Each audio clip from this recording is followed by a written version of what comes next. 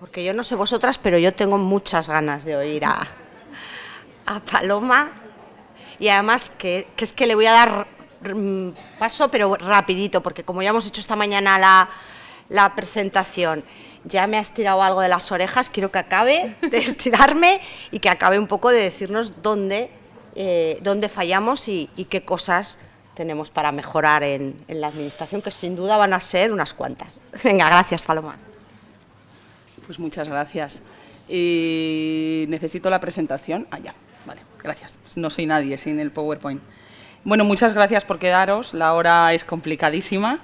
Voy a intentar que no nos durmamos ninguno. Yo me he quedado de pie para poder hacerlo y si alguien necesita levantarse en algún momento, pues que lo haga alegremente. Bueno, ¿qué os voy a contar? Voy a ser un poco más extensa. Me han dado 2 horas. No sé si hacer como esta mañana en la última mesa, atreverme a decir que me va a sobrar tiempo. Espero que sí, ¿vale? Porque me gustaría tener un rato para que, bueno, pues para que debatamos, para que me echéis en cara lo que haya dicho mal o lo despegada que estoy de vuestra realidad o estas cosas, o reflexionemos, ¿no?, sobre problemas que sabemos que hay y que no sabemos cómo solucionar, porque seguro que los va a haber. Esto es un poco lo que he pensado contaros. Primero un poquito de Fundación Raíces, un poco más de lo que ya os he hablado antes, un poco de cómo trabajamos y cómo miramos, sobre todo para que entendáis desde dónde hacemos la crítica que hacemos y por qué la hacemos, ¿vale? Bueno, y un poquito de lo que es mi equipo jurídico y nuestra actividad más reciente. Y luego ya sí, pues la idea es repasar algunas vulneraciones que vemos frecuentemente. Desde dónde las hago es desde mi práctica, ¿vale?, la práctica de mi equipo, que estamos presentes en Madrid, aunque actuamos en todo el territorio, pero evidentemente lo que más vemos es de Madrid y lo que más conocemos de otros territorios pues son en territorios donde hay vulneraciones tan gruesas que actuamos también nosotras, ¿no?, y que no se solucionan tan en local. Entonces, probablemente, muchas me vais a decir, esto en Navarra no pasa. Bueno, vamos a ver si pasa o no pasa, o vamos a ver al menos que al menos tengáis las alertas puestas, porque como aquí está creciendo el fenómeno de los chavales sin protección familiar, pues para que no os pase, ¿vale? O sea, para que no lleguéis a esos macrosistemas en los que hay esas macrovulneraciones, ¿vale? Bueno, os quiero trasladar algunos casos concretos, algunos ejemplos concretos, algunos, por supuesto, son ejemplos, son casos, son anécdotas, por supuesto he cogido el más significativo, por supuesto parto de que no todos son así, gracias a Dios, y además voy a ser a lo mejor, o resultar quizá vehemente en algún punto, intransigente en otros, y poco empática con la administración en otros. Yo como persona, bueno, he estado comiendo y tomando café con las técnicas ahí iba a decir acogimiento, no, de desamparo. Ya les he dicho, sonreírme ahora que a lo mejor luego no lo hacéis. Yo puedo ser empática en esa conversación, claro que sí, entiendo sus problemas, pero yo soy abogada, y soy abogada de un niño o niña que me pide que le defienda, o de su familia. No creo que ninguno de vosotros quisiera que el abogado que le defiende sea súper empático con la otra parte y se ponga a minimizar los derechos y la respuesta y la exigencia de los derechos porque es que comprendemos que no lo puedes hacer mejor. Hombre, yo como abogada puedo ser mediadora en un momento, puedo intentar acercar posturas. Me encantaría poder hacerlo muchas veces con la administración y hay que ver lo que cuesta, entre otras cosas, porque no se nos deja actuar a los abogados, porque no hay abogados de oficio en los procedimientos administrativos, porque hasta que no judicializamos no hay manera de ver un expediente. Me encantaría ser mediadora con la administración, pero si tengo que elegir qué voy a ser, si un testigo cómplice y servil de la administración o una abogada tocanarices que a veces se pasa de lista, tengo claro en qué línea estoy, en qué lado de la línea estoy, ¿vale? En el de mi defendido, en el de mi cliente, ¿no?, que si fuera mi cliente nadie lo dudaría. Pues en el del niño que me ha pedido ser mi abogada. Y desde ahí, con el disclaimer, ¿vale?, para que me juzguéis con empatía, que sí que la pido para mí, os cuento un poco, ¿no? Me ha encantado la jornada de esta mañana, me ha encantado escuchar tantas cosas en positivo y me ha encantado mucho desde dónde se situaban todas las personas que han hablado. Y lo siento muy cercano porque esta es la filosofía de Raíces. Estos son los Enriques, Enrique de Castro y Enrique Martínez de Reguera, son los ideólogos de Raíces, ¿vale? Los que seguimos, nuestros gurús. Y Amina Bargak es, vamos, la mayor referente que podemos tener en entender, tratar, comprender y acompañar a niños que viajan solos, ¿vale? A niños que migran solos. Enrique de Castro, bueno, buscadle por ahí, era el conocido como cura rojo de la parroquia de Entrevías, que murió hace poquito. Bueno, hace ya un poquito más, pero bueno, le echamos mucho de menos. Y él decía que la distancia óptima es el abrazo. En todas las profesiones sociales, en las ciencias jurídicas, en la medicina, hay como siempre esta discusión, ¿no?, de cómo nos tenemos que situar como profesionales. Tenemos que mantener una distancia que no nos afecte ser profesionales, lo que decía esta mañana, ¿no?, de beneficiarios frente a profesionales, entidades frente a usuarios. ¿Es eso lo que queremos hacer? Nosotros no. Nuestra distancia óptima es un abrazo, sobre todo si trato con niños y niñas. Y no significa que le abrace físicamente, de respeto, que hay muchas culturas que es una agresión. O sea, es esa cercanía, ¿no? Es yo estoy aquí a tu lado. Y a mí la profesionalidad no me la da mantener la distancia, ser fría, no empatizar con tu situación, ni muchísimo menos. No puedo hacer eso con personas en situación vulnerable y mucho menos con niños y niñas. O sea, es imposible, ¿no? Enrique Martínez Reguera está muy mayorcito ya, es un pedagogo, filósofo, que durante muchísimos años ha sido acogedor de niños en su casa, tanto dentro del sistema, como sistema de acogida, como aquellos chavales que se escapaban del sistema y no tenían dónde meterse, ¿vale? Tiene millones de libros escritos, en la bibliografía os he puesto uno que a mí me gusta mucho, que es Pedagogía para maleducados, y bueno, que te habla de, sí, que los chavales nos retan, hacen las cosas mal, no cumplen sus obligaciones y aún así son niños, tienen derechos, necesitan amor, bueno, creo que es muy interesante, ¿no? Y él dice una cosa que habéis dicho varias veces, varias personas esta mañana con otras palabras, ¿no?, que es que a él conoce a mucha gente que se desespera porque no puede cambiar cosas, ¿no?, y que se pierden que cada ser humano es un microcosmos y que con hacer un cambio en la vida de un ser humano consigues que el universo entero se ilumine. Cosas pequeñas. No vamos a cambiar el sistema. La administración es un mastodonte. Los que lo estáis intentando desde dentro, no os desesperéis, pero los pasitos son cortos. Pero con que un niño esté mejor hoy de lo que estaba ayer, merece la pena, ¿vale? Y Amina Bargak, que es una psiquiatra marroquí con una vida interesantísima que os invito a conocer, y que se ha especializado en chavales marroquíes que viven en la calle, que emigran. Dice esto, ¿no? Dice, no hay menores no acompañados, todos llevan una mochila invisible de sueños, valores y consejos. Todos llevan a cuestas las expectativas de su gente. Hablemos mejor de menores inmigrantes en ausencia de un referente adulto y que además han perdido el derecho a ser niños y adolescentes. Esto me parece muy importante. Simplemente con una escucha activa esos menores pueden volver a ser y sentirse personas. Y aparte, yo he juntado aquí un poco la frase, ¿vale? Porque esto no lo dijo todo junto, que parece que no tiene sentido. Y además dice, no hablemos de integración, sino de doble pertenencia. Esto también se ha hablado esta mañana un poco, ¿no? La inclusión, cómo hacemos esa inclusión, el desarraigo que provoca, ¿no? El doble desarraigo, pues estos niños también lo tienen, ¿no? Y tienen doble pertenencia. Entonces, creo que ha sido Paola, ¿no?, la que ha dicho, ¿cuántas veces se oye, y si no te gusta, te vas? Aquí, en España, hacemos las cosas así, y si no te gusta, te vas. Los chicos lo oyen constantemente. Y ellos no son españoles, no se van a adaptar, bueno, más, ¿qué es ser un chaval español y adaptarte a un proceso, ¿no? Si todos somos tan distintos, ¿no?, y los procesos no sirven para todos, pero ellos tienen otra realidad y no podemos olvidarla, ¿vale?, por más que la trabajemos. Bueno, Fundación Raíces tiene estos programas, simplemente para que lo supierais, porque, claro, la charla es atención integral. ¿Qué significa atención integral? ¿Que atendemos a los chavales en todo, absolutamente todo lo que necesitan? No. Bueno, les intentamos en Raíces atender en varias cosas. Tenemos un programa social de acompañamiento, un programa de defensa jurídica, un programa de empleo y una escuela dentro del programa de empleo. Intentamos ofrecer una atención integral a las personas. O sea, sí, es verdad, con cualquier problema que tengan nos pueden preguntar, nos pueden pedir que les acompañemos, pero o sea, no tenemos respuestas para todo. Ya os dije esta mañana, el proyecto jurídico solo va de vulneraciones de derechos de la administración, pero el chaval puede tener un problema con un civil cualquiera, ¿no?, con un tercero, una pelea, un problema con su empleador, que en un momento dado le incumpla el contrato, un problema en su arrendamiento, un problema, o sea, tiene miles de historias que yo no le voy a atender, pero le voy a acompañar, le voy a asesorar un poco, le voy a decir dónde puede dirigirse, ¿no? Si no lo hago yo, pues la referente social que tenga, o lo haremos las dos juntas, porque me preguntará, en fin. Pero sobre todo cuando nosotras hablamos de atención integral, es concebir al chaval en su integralidad. Entender que es un ser complejo, que tiene muchas cosas, que tiene una mochila, que hoy le sucede una cosa y mañana otra, y que yo no estoy aquí solo para presentarte tu renovación de extranjería, tráeme los papeles, y si no me los traes, no te la presento, y la culpa es tuya porque no me los has traído, porque te lo he dicho en 25 citas y no me los has traído.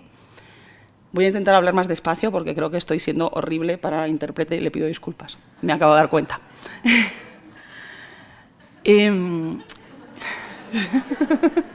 Lo siento. Decía, yo no puedo hacer eso, no puedo decir a un niño, oye, no has venido a la cita, ya no te atiendo hasta dentro de 2 meses, que no tengo hueco. Podré utilizar determinadas estrategias en un momento dado dentro de un itinerario, podré pactar con otras compañeras como hacemos, hoy ha venido tarde todos los días de esta semana, pues evidentemente también hacemos esas cosas. Pero yo defiendo sus derechos, es lo que tengo que hacer. Y lo tengo que hacer de verdad, no como papel mojado que decía esta mañana. Entonces, si el chaval resulta que para presentar su renovación tiene que estar empadronado y no lo está, yo tengo que empadronarle. Y si no lo hago yo, lo hará una compañera. Me buscaré las vueltas. Porque es que resulta que necesito su empadronamiento para que su derecho pueda ser ejercido. Si el chaval para hacer un trámite necesita su pasaporte o para defender algo, pues le ayudaré a conseguir ese pasaporte y a tramitarlo. Entonces, si no hacemos todo ese acompañamiento integral, no sirve de nada hacer una intervención puntual a una cosa concreta y luego decir, es que no se daban las circunstancias para que saliera bien. Bueno, es que con un niño o niña o le apoyas en obtener las circunstancias o no se va a dar nunca, apaga y vámonos. Entonces, eso es un poco lo que buscamos con la atención integral, ¿sabes? El no nos quedamos en nuestro carril. Y la mediación social transnacional que utilizamos en todos los programas de Raíces es una mediación en el sentido que todos podemos entender de esa palabra, ¿no? Una mediación social transnacional que es mediar con personas del país de origen para, pues para distintas finalidades, desde obtener documentación que a veces necesitamos de país de origen para tramitar cosas aquí, más jurídicas, obtener informes de país de origen, de situación en país de origen, para poder defender el interés superior del menor aquí. Y nosotras lo hacemos, ¿eh? La Administración parece ser que no lo consigue casi nunca. Y te digo que nosotras tenemos un equipo muy pequeño y un presupuesto cada vez más exiguo. Pero resulta que si se quiere, se puede. Y hacemos también, en Marruecos concretamente, tenemos un compañero trabajando, que además es un mediador social con muchísima experiencia, que lleva trabajando con chavales de la calle de Marruecos toda la vida, es un lujazo tenerle, y él hace mucha mediación directa con las familias, para hacerles partícipes de los procesos de sus hijos, para que se sigan responsabilizando de sus hijos, para que entiendan la burocracia española, las necesidades que aquí tienen, para que entiendan la situación en la que están sus hijos en España, para que no les carguen con una presión familiar que no les corresponde, para que se queden tranquilos cuando piensan que entrar en un centro de menores es una detención, por ejemplo, para que se queden tranquilos cuando tienen miedo, que sus hijos están enfermos, bueno, en fin. Digo, en Marruecos es un lujo porque tenemos este compañero, pero lo hacemos también con todas las demás nacionalidades que atendemos. Lo hacemos, bueno, en peores condiciones, porque no es lo mismo tener un compañero de allí que conoce además la clave cultural perfectamente, Pero bueno, nosotras es muy habitual que tanto trabajadoras sociales, técnicas de empleo, como abogadas hablemos muy frecuentemente con las familias, amigos, referentes de los chavales y chavalas en los países de origen, para coordinar con ellos la obtención de documentos, ¿vale? Y la mediación social transnacional implica también una filosofía de trabajo, que significa entender al chaval, como decía, en su globalidad y con su mochila, ¿no? Lo que decía Amina Bargak. El chaval lleva una mochila de vida. La vida del chico no ha empezado cuando ha llegado a nuestro país. No puede ser que le contemplemos así. Hay que trabajar en lo anterior, hay que conocer lo anterior a su debido tiempo. Me ha gustado también alguien que ha dicho esta mañana, ¿no? En la primera entrevista no es una recogida de datos, ¿no? Aquí no se trata de rellenar un formulario, check, check, check, check, check, y decir, no, ¿cuántos hermanos? Una invasión de la intimidad, cuéntame por qué has salido de tu país, cuéntame tu proyecto migratorio, tu viaje, todas las maldades que te han pasado, porque lo que necesito es que me des pena y entonces entender que tienes una vida durísima, no se trata de eso. Pero eso es una información que cuando estableces una relación va saliendo. Y va saliendo con la abogada, va saliendo con la referente social, va saliendo con la referente de empleo en distintos momentos. Y eso está ahí, hay que conocerlo y hay que comprenderlo y trabajarlo. Y no perderlo de vista nunca, porque es algo que nunca se va, que puede estar más latente en unos momentos o más activo en otros.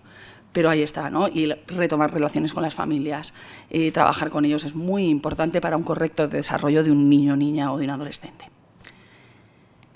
Más cosas, bueno, esto un poco de bueno, lo que es los conceptos para nosotras, ¿no? Y que seguro que os resuenan. Bueno, nosotras hacemos un acompañamiento en un itinerario, ¿no? Entonces, ¿qué significa acompañamiento? Pues simplemente que estamos al lado de, ya está, eso es acompañar, estar al lado de, percibir a la persona de forma integral, que es lo que os decía, tener una vocación de disponibilidad y flexibilidad. Yo le hago todo a un chaval, yo o la referente social, ¿no? El modelo de atención en raíces normalmente, no siempre se da así, pero normalmente todos los chicos, chicas que atendemos en raíces tienen un referente social, que es una trabajadora del programa social, y es ella normalmente quien guía la relación, quien detecta necesidades y quien va pidiendo ayuda. Entonces, si necesita algo jurídico, tendrá un referente jurídico, que será el referente jurídico del chaval para todos sus procesos jurídicos, con independencia de que el equipo jurídico nos especializamos por áreas en algunas cosas, pero el referente jurídico del chico va a ser uno, que se va a apoyar en otras compañeras para hacer luego el trámite jurídico específico, ¿no? Pero no para, a lo mejor no para explicárselo al chico, ¿no? O sea, hay un poco ahí de... Pero bueno, hacemos excepciones todos los días, porque tenemos esta vocación de flexibilidad también, ¿no? Entonces, vocación de disponibilidad es, yo no te hago todo, pero estoy ahí para lo que necesites.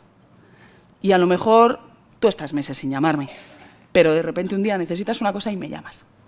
A lo mejor has incumplido 755 citas, no me has traído nada de lo que me tenías que traer, te he llamado 24 veces, no has venido, pero de repente un día te surge una duda, tú me llamas y yo te cojo el teléfono.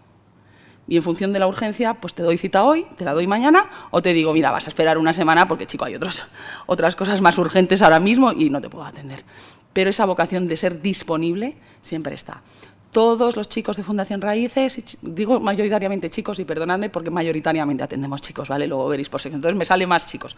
Pero todos los chicos y chicas de Raíces tienen el teléfono directo de su referente social, de su abogada y de su técnica de empleo desde el primer día que las conocen. Tienen nuestros WhatsApps, para eso tenemos un teléfono de trabajo, no significa que no nos cuidemos y que respondamos siempre a las 3 de la mañana, pero para eso tenemos también un servicio de guardias, por si sale algo urgente, fuera de hora. Bueno, hay que saber cuál es la realidad, hay que saber que hay que estar disponible, hay que estar cercano, hay que atender por WhatsApp, y esto a los abogados nos ha costado mucho entenderlo, porque es bastante horrible tener que dar consejo jurídico por WhatsApp. Pero es que hay que atender por WhatsApp, es que los chavales se comunican así, necesitan tenerlo escrito, necesitan enseñarlo, por supuesto que lo enseñan por ahí, nos cuestionan y luego te escribe gente. Y no pasa nada, o sea, no pasa nada. Yo se lo explico a quien haga falta porque los chicos no nos tienen de únicos referentes, trabajan con otras entidades, a veces están dentro del sistema de protección, nos coordinamos con quien haga falta, ¿vale? Se trata de estar disponible, acompañarle y dejarle ser protagonista. Entonces, tener el vínculo que quiera tener él en el momento en que lo quiera tener. ¿Quieres que sea su persona de referencia para todo en la vida? Pues lo intentas hacer trabajando, que vaya cogiendo autonomía y estas cosas.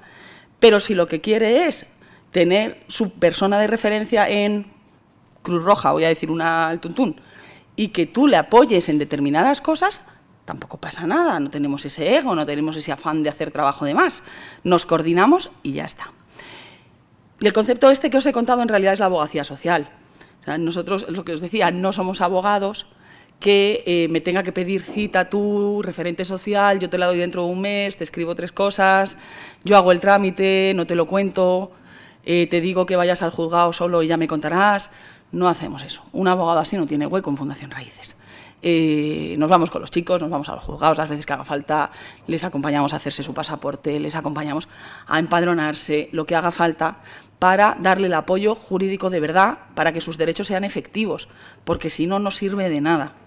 Y para que además comprendan lo que están haciendo, se hagan sujetos de derechos y en la esperanza de que consigan defenderlos por sí mismos algún día y puedan buscarse el abogado que quieran, que seré yo o no seré yo. O llegará un momento en que, como cualquier ciudadano, cuando tenga una duda, pues irá a un abogado y le consultará al que le dé más confianza, al que le parezca más prestigioso en este campo, o lo que sea. Ese es nuestro objetivo último, ¿no? Que tengan pues, la misma relación con un abogado que tendría cualquier ciudadano en la mejor de las circunstancias socioeconómicas, ¿no? Y todo lo hacemos, esto ya os lo decía esta mañana, la escucha activa y muy presentes las relaciones de poder. ¿Cuántas veces no le digo yo a un chico, ¿qué quieres hacer? Y me dice, lo que tú me digas. Vamos, te dice un chico y cualquier lego en derecho, o sea, cualquier persona que no sepa derecho se sienta delante de un abogado y si le da confianza, pues va a decir, ¿y tú qué me recomiendas, no? ¿Qué hago? Bueno, pues esa relación está ahí, yo por supuesto puedo hacer mi recomendación, pero con los niños y niñas soy especialmente cuidadosa de hacerla. Prefiero escuchar mucho, prefiero decidir mucho, prefiero que valoremos juntos, pues como hacen, bueno, pues como en cualquier decisión, ¿no? Que haces con cualquier niño, pero es que en lo jurídico es muy complicado entenderlo, es muy complicado tomar la decisión, pero es que las consecuencias son suyas y no son mías. Entonces, bueno, me estoy jugando muchas cosas. Entonces, decidir yo por él y no tener claro qué está comprendiendo de verdad y que no le estoy influyendo, bueno, sé que lo hacemos, aunque queramos evitarlo, o sea, también hay que reconocerlo. O sea, al final hay un punto en el que tan malo es que no confíen nada en ti, no te cuenten nada e intentamos trasladarles el tú cuéntamelo todo, que yo ya veré cómo defendemos esto. Tan malo es que no te cuenten nada como que confíen en ti plenamente y pongan sus vidas en tus manos, ¿no? O sea, nos pasó pues hace unos meses en el Centro de Atención CAET, es Centro de Atención, Emergencia y Derivación, me parece que es, ¿no? Humanitaria de adultos, que en Madrid se está dando mucho y yo creo que en otros territorios también, campamentos de humanitaria de adultos en los que hay una carpa para los que se duda que puedan ser menores. Los han trasladado desde Canarias como adultos y están en estos centros, en estas pues, grandes carpas, grandes campamentos. En Madrid hay varios, los hay en Cataluña, los hay en Andalucía. Y entonces nosotras, sabiendo que había allí menores, un día fuimos a conocerlos, a ver en qué condiciones estaban, a ver qué necesitaban. Y era desolador cómo se ponían en tus manos, cómo te daban su teléfono, como tal. Y llegó un chico, Ibrahima, y dijo, ¿pero vosotras quiénes sois? ¿Pero por qué estáis aquí? ¿Pero por qué no os estáis dando vuestro teléfono en un papel? Y estuvimos hablando con él un rato, bastante rato, explicándoles quiénes éramos, qué tal, todo, absolutamente todo. Y acabó diciendo, lo siento mucho, os he puesto en duda. Es que hace unas semanas estuvieron aquí unos que eran periodistas, nos han sacado fotos, las han sacado en prensa con determinados titulares y tenía miedo de que esto fuera así. Claro, y nuestra respuesta fue, no, al contrario, perdónanos tú, porque efectivamente, en el lío de que ya había tropecientos chavales y estábamos tres como locas explicando a unos y a otros, ha habido un momento en que os hemos dejado de entrar con un poquito de cuidado, de explicaros quiénes somos, para qué estamos aquí, pediros permiso para hablar con vosotros. Lo hemos dejado de hacer. Y está mal, entonces vamos a dar un paso atrás, porque lo bueno es que hagan lo que has hecho tú, que es ponernos en duda, pero la mayoría no lo van a hacer, porque están desesperados, porque se les acerca a alguien que dice que quiere ayudar y van a querer que les ayudes. Y muchos no tienen la madurez siquiera para entender el riesgo que puede suponer esa confianza o para entender que realmente no merece la pena o no es necesario, ¿no? el depositar esa confianza. Bueno, los programas ya os los he contado. Sí quería deciros, y yo creo que esta mañana sí lo ha mencionado Marisol, en el equipo jurídico hacemos defensa de casos, coordinación de casos con abogados de fuera, de voluntarios o de otras entidades o abogados de oficio, y hacemos también sensibilización, formación, litigio estratégico e incidencia política. La incidencia política la hacemos porque sabemos que no llegamos a todos, porque sabemos que no vamos a llegar nunca a todos y porque las cosas que entendemos que son generalizadas y malas prácticas queremos que cambien para que los chavales no necesiten tener a alguien que les defienda o que denuncie las cosas que le pasan, ¿no? Yo creo que es bastante evidente. El litigio estratégico lo hacemos también por eso. Pues a veces intentamos, en realidad es una cosa que ha salido naturalmente en raíces, es yo peleo cada caso hasta el final. hasta el final. Pues si el final es el Supremo, lo peleó el Supremo, si es la ONU, es la ONU, si es el Tribunal de Derechos Humanos, es el Tribunal Europeo de Derechos Humanos. Salió natural, ¿no? Y hubo un momento en que alguien nos dijo, eso se llama litigio estratégico, porque esas sentencias y esas resoluciones, en realidad, más que para solucionar el caso concreto, que puede tener un efecto reparador, que en algún momento al menos les reconozcan que tenían razón, pero tardan tanto en llegar, que para un chaval de 14, 15 años que lleva litigando 5, 6, 7, 8 años, cuando le llega la respuesta, pues bueno, si está más implicado en el proceso, si ha estado más preocupado, le da la satisfacción, pero en la práctica ya se ha tenido que buscar la vida por otro lado, ¿no? Entonces, pero es verdad que sí tienen un efecto muy importante social, a nivel de jurisprudencia, a nivel de poder hacer incidencia política, ¿no? Y hacer presión para que las cosas cambien, sensibilización de la sociedad, porque sale en prensa y tal. Y entonces tiene un riesgo súper grande, que es que tú veas un caso que es un caramelo para llevar al TDAH y decidas que lo lleves, que lo vas a llevar sin contar mucho con que si el chaval entiende lo que está haciendo o no lo está haciendo, ¿no? O sin contar cómo va a estar el chaval durante todo ese tiempo. Porque yo me puedo pelear por la determinación de un chico que yo la veo clarísima, ¿no? Le han determinado adulto, yo veo clarísimo que voy a conseguir que le determinen menor peleando hasta el final. Claro, cuando yo llegue 7 años después a una resolución favorable, ese chico tiene ya 20 años, o como pocos. Si yo ese proceso no lo acompaño de un soporte social, de una ayuda formativa, de saber que va a estar fuera de un sistema probablemente documentado por su país de origen como menor, pero decretado en España mayor, lo cual le supone un limbo jurídico en el que tienen 2 identidades, y hay entidades, depende del territorio, está más trabajado y ya hemos avanzado en esto, en otros no, que te dicen, este chico es menor, yo no le puedo atender porque tiene pasaporte de menor y esto es un recurso de adultos, yo no puedo ocupar una plaza con él. Pero es un chico que se lleva un sistema de protección, le van a decir, no, tú no eres menor, no te puedo proteger, hay un fiscal que ha dicho que eres mayor. Y entonces se quedan en una situación muy complicada. Y son muchos años de situación muy complicada, porque ya no va a acceder a una regularización de menor, va a tener por lo menos que esperar sus 3 años de asilo. Y o le das de asilo, perdón, de arraigo. Si le das un soporte bueno, pues bueno, quizá se forme en ese tiempo, quizá consigamos de verdad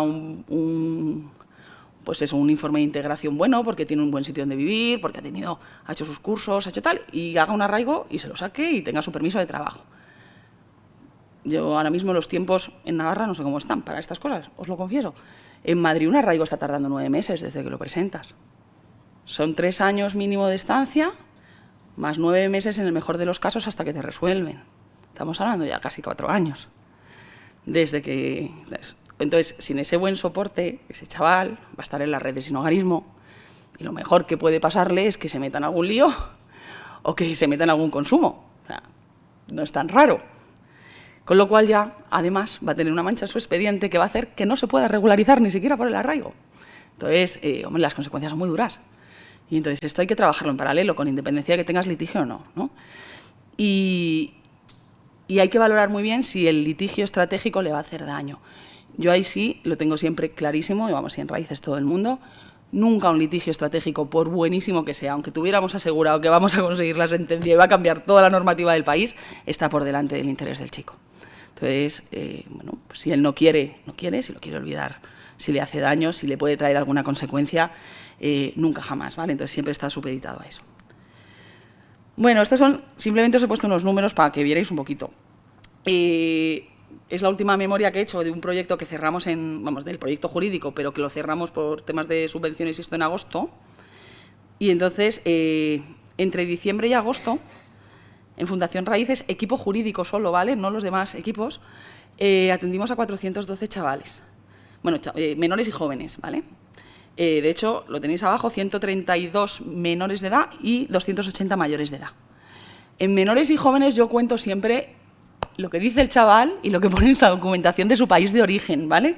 O sea, puede ser que yo he considerado menores a gente que el fiscal está considerando mayores, ¿vale? Nunca viceversa. No voy a tener a ningún efectivamente mayor que el fiscal esté considerando menor, ¿vale?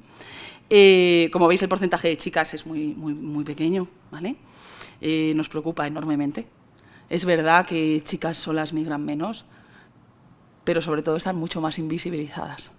Se llega mucho menos a ellas y están sometidas a mucho más riesgo. Los casos que tenemos de chicas siempre son trágicos, ¿vale? O sea, siempre son una pasada. Entonces es un tema que nos preocupa mucho y que honestamente no sabemos cómo llegar a más. Es una cosa a trabajar.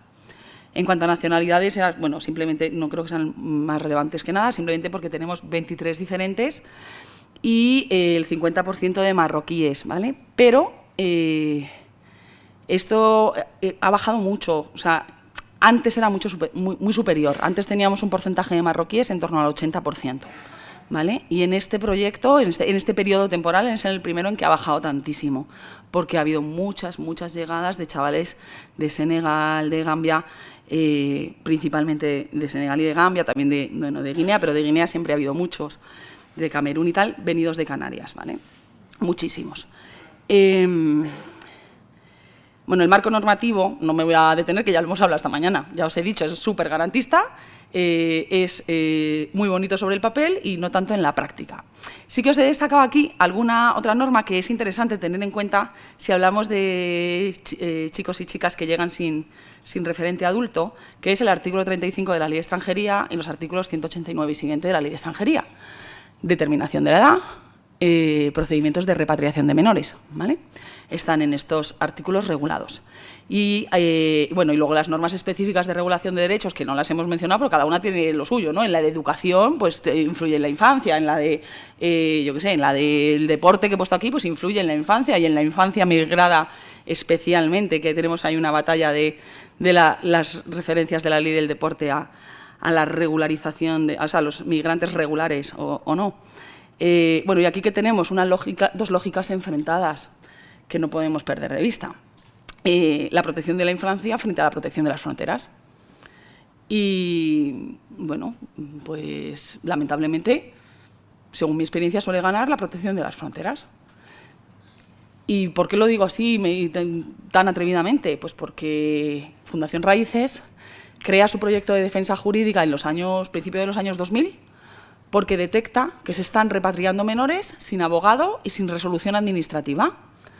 Y empieza a defenderlos. Encuentra a los chicos en la calle y empieza a preguntarles por qué te has escapado del centro y dicen, porque nos están llevando. Y entonces empieza a judicializar y empieza a haber listas de chicos visadas por el fiscal dando la autorización a devolverlos a país de origen. Sin informe, sin saber con quién los devolvían, no los devolvían a ningún lado, o sea, llevaban en un avión y los bajaban del avión allí, sin coordinar esa devolución, sin escuchar al menor, sin que el menor fuera defendido por nadie. Esto era a principios de los 2000. Se empieza a judicializar, con una batalla larga.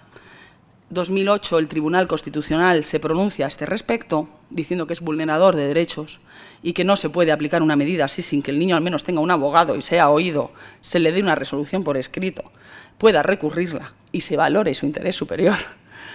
Y entonces cambia la Ley de Extranjería y el Reglamento de Extranjería y se establece un procedimiento de repatriación con bastantes garantías, o sea, bueno, reflejando todas las que había dicho el Tribunal Constitucional que tenían que tener.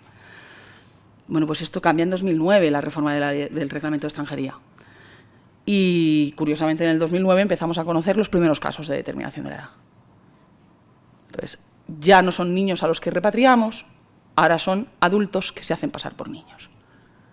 Y yo, lo siento mucho, no tengo pruebas, pero tampoco dudas, de que esto no es casual. Y así hemos funcionado desde entonces. Y con la determinación de la edad llevamos desde 2009. En 2014 salen las primeras sentencias del Supremo.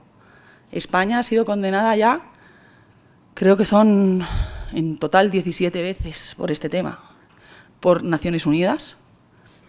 Y hace 2 años que tenemos guardado en un cajón la nueva ley de procedimiento de determinación de la edad. Entonces, pues tenemos un problema. Pero luego voy a hablar de esto, entonces me estoy adelantando. Bueno, la relación de poder y todo esto lo hemos hablado esta mañana. Antes de eso me voy a hacer muchos más amigos. Antes de hacerme a los amigos de extranjería, me voy a hacer a las amigas del desamparo, ¿vale? Porque sí quería hacer una pincelada. Es verdad que no son niños que lleguen a España no acompañados, al contrario, están con sus familias. Pero en Fundación Raíces, además de atender eso, atendemos periódicamente a familias, porque fue el inicio de Raíces, ¿no? Raíces se especializa en niños solos porque se encuentra niños solos y entonces se adapta, pero venía de pues, atención a colectivos en situación de riesgo de exclusión social y muchas familias en expedientes de riesgo y en expedientes de desamparo, ¿no? Y entonces, bueno, seguimos manteniendo esa práctica más residual por el volumen que tenemos del otro, pero bueno, a mí es un tema que me preocupa mucho y cuando tengo ocasión, pues allá que lo suelto. Y como aquí la administración me ha dicho, ven y dinos, pues yo vengo y os digo, ¿vale? Para lo que pueda pasar. Cosas que destaco de una retirada de tutela, ¿no? Cuando la administración decide separar al niño de su familia. Bueno, hay una relación de desequilibrio evidente entre las familias, los servicios sociales y los servicios de protección, ¿no? Y sobre todo con los niños y niñas afectados que no tienen abogado. Decían, no tienen abogado ni uno ni otro, salvo que tengan los medios para pagárselo. Y como podéis comprender, eso no sucede habitualmente. Pero no solo el que no tengan los medios para pagárselo y que no existe asistencia jurídica gratuita para esto, ¿vale? Solo existe una vez que se judicializa el tema. Pero en todo el trámite con la administración no existe asistencia jurídica gratuita. Pero es que además tampoco existe una conciencia real de las familias de que deben buscar asesoramiento jurídico a este respecto. Porque normalmente se trata de una familia que ha acudido a servicios sociales para pedir su apoyo y asesoramiento. O ha sido derivada por el colegio, bueno, pues los distintos cauces, para ser ayudada. Entonces, no es una familia que al principio esté tan prevenida de lo que luego puede ser un procedimiento administrativo y judicial muy largo, muy complicado y con muchos efectos, ¿no? Me decían antes las compañeras, pero sí son familias que están a la defensiva, efectivamente, sí, y cada vez más, ¿no? Y según va avanzando el expediente, pues, va estando más a la defensiva. Pero aún así es una defensiva que ejercen personalmente y no buscando asesoramiento. No se trabaja bien, o sea, la reunificación familiar no se trabaja bien, ¿vale? Hay muy pocos retornos a las familias, ¿no? Cuando se retira una tutela, toda la normativa estatal y especialmente la legislación foral navarra que hacéis mucho hincapié a este respecto, o hace mucho hincapié a este respecto, toda separación familiar tiene que ser una medida de último recurso que solo se adopte cuando de verdad sea indispensable para el bienestar del menor y además siempre con vocación de retorno, ¿no? O sea, lo que se debe trabajar es para la reunificación de la familia.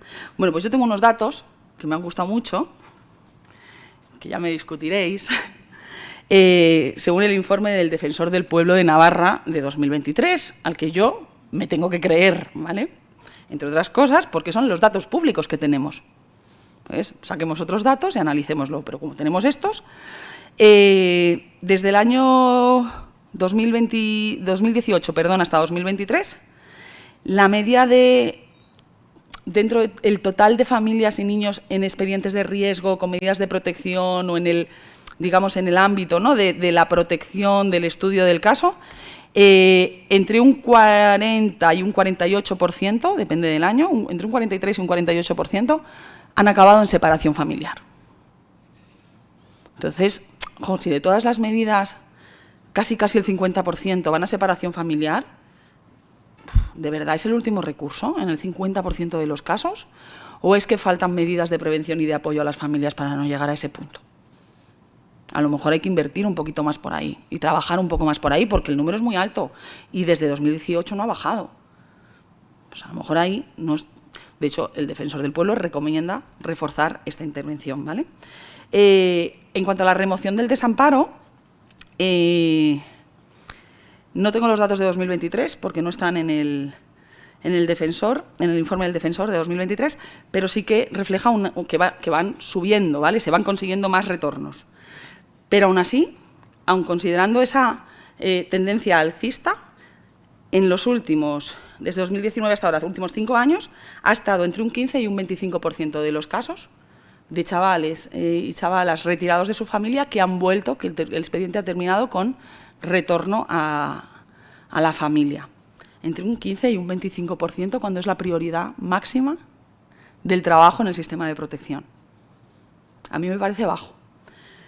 Pero es que la media estatal es peor, ¿eh? O sea que en Navarra estáis bien, porque la media estatal es cuando los chavales están en un en un acogimiento familiar, en un acogimiento residencial, o sea, en centros de menores, que es la peor de las medidas posibles según todas las legislaciones, ¿no?, para mantenerlos, pues solo un 15% de las bajas en centros residenciales en el boletín de 2022 del Ministerio de Derechos Sociales, que os decía esta mañana, solo el 15% vuelven a la familia. Y cuando es un acogimiento familiar, cuando ya han pasado a acogimiento familiar, solo en un 11% vuelven a la familia de origen. Son números muy bajos para tener una legislación que prioriza el retorno a la familia y para tener una sociedad científica, jurisprudencial, una base, un convencimiento real de que el mejor entorno para un niño es su familia de origen, salvo que le ponga serio riesgo. Y estamos hablando de verdad que en el 90% de los casos hay un riesgo tan severo que no se puede trabajar para que desaparezca. Yo no lo creo y estoy segura que todos los que tenéis práctica en esto tampoco. Más cosas, estos ya son estos datitos que tenía aquí, a ver qué más cosas tenía para contaros, que si no se me va. La falta de información adecuada, ¿vale? Vaya por delante que es que yo me cargaba el sistema entero de retiradas de tutela, ¿vale? Pero he intentado ser prudente, ¿vale? Y con medida. Entonces, una de las cosas que se destaca mucho... Mira, os he dicho antes que llevo puntualmente estos casos, ¿no? De hecho, en el equipo jurídico tenemos ahora mismo la norma de que no cogemos uno hasta que acabamos otro, porque no nos da la vida, ¿vale? Son 3 abogadas y yo, que soy la coordinadora, y soy la que lleva las retiradas de tutela. Y entonces es que es imposible. Entonces, con 400 y pico chavales atendidos entre enero y agosto, pues es imposible. Pero pasa que nos llaman constantemente. Constantemente. El teléfono fijo de la oficina suena y constantemente son familias a las que les han retirado la tutela y quieren asesoramiento. Las historias son desgarradoras. Y sin entrar a valorar si la medida de verdad era la adecuada o no, si ese niño de verdad estaba en un riesgo grave o no, que por supuesto, no voy a defender nunca que un niño en un riesgo grave no sea apartado de ese peligro inmediatamente, ¿no? Pero hay determinadas cosas que te van contando las familias por teléfono sin que tú les preguntes mucho. O incluso preguntándoles cosas concretas, la información que te dan, pero familias que no se conocen entre ellas, que te llama una de Castilla y León, otra de La Rioja, otra de Canarias, otra de Andalucía, otra de Madrid, bueno, de Madrid llaman muchísimas, te van llamando de todos lados y hay cosas que constantemente te dicen. Por ejemplo, es que yo no sabía que esto podía acabar de esta manera. Es que yo pensaba que al menos me avisarían antes. Muchísimas veces las resoluciones administrativas se ejecutan en el mismo momento en que se notifican. Se va a buscar a los niños al colegio o se cita a las familias con los niños en la oficina, ¿no?, en la sede de protección o donde sea. Los niños entran a un cuarto, los padres a otro y cuando salen a los niños ya se los han llevado. Y yo no voy a dudar, de verdad, de que haya casos en los que esto esté justificado. Pero mi sensación es que se abusa un poco de esto. En que si un expediente de riesgo ha estado abierto 2 años o 3 años, y esto lo he visto yo en expedientes administrativos de los casos que judicializo, si desde que la propuesta del equipo que valora es de separación familiar hasta que en el pleno de la comisión de tutela o X han pasado 3, 4 o 5 meses, hasta que se aprueba la propuesta técnica y no se ha hecho nada, es que el peligro no era tan grave. No había un peligro inmediato, como para no darle a la familia la oportunidad de digerir semejante noticia, como para no darle a los padres la oportunidad de despedirse de sus hijos. Y yo puedo entender que a veces dices, es que como se lo diga se los llevan, y les pierdo la pista. Pues tendremos que inventarnos las medidas para que esto no pase. Porque los niños lo viven como un secuestro. Os he puesto en las referencias un podcast de Radio Nacional, os invito a que lo escuchéis, que son 2 niñas extuteladas que sacaron de la casa de su madre, que las fueron a buscar al colegio y se las llevaron. Y cuentan cómo para ellas fue un secuestro, porque ellas sí que no sabían nada. Ellas no sabían ni que la posibilidad de separarlas estaba estudiando. ¿De verdad necesitamos hacerle eso a los niños? ¿De verdad necesitamos hacerle eso a sus madres? Y esto tiene una consecuencia, además, muy pragmática. ¿De verdad pretendemos que esa familia vuelva a confiar en cualquier servicio social para trabajar los problemas que tiene que trabajar para recuperar a sus hijos?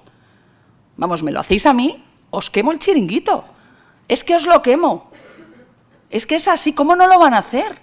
Que les han quitado a sus hijos y que a lo mejor lo merecían, pero que les han quitado a sus hijos.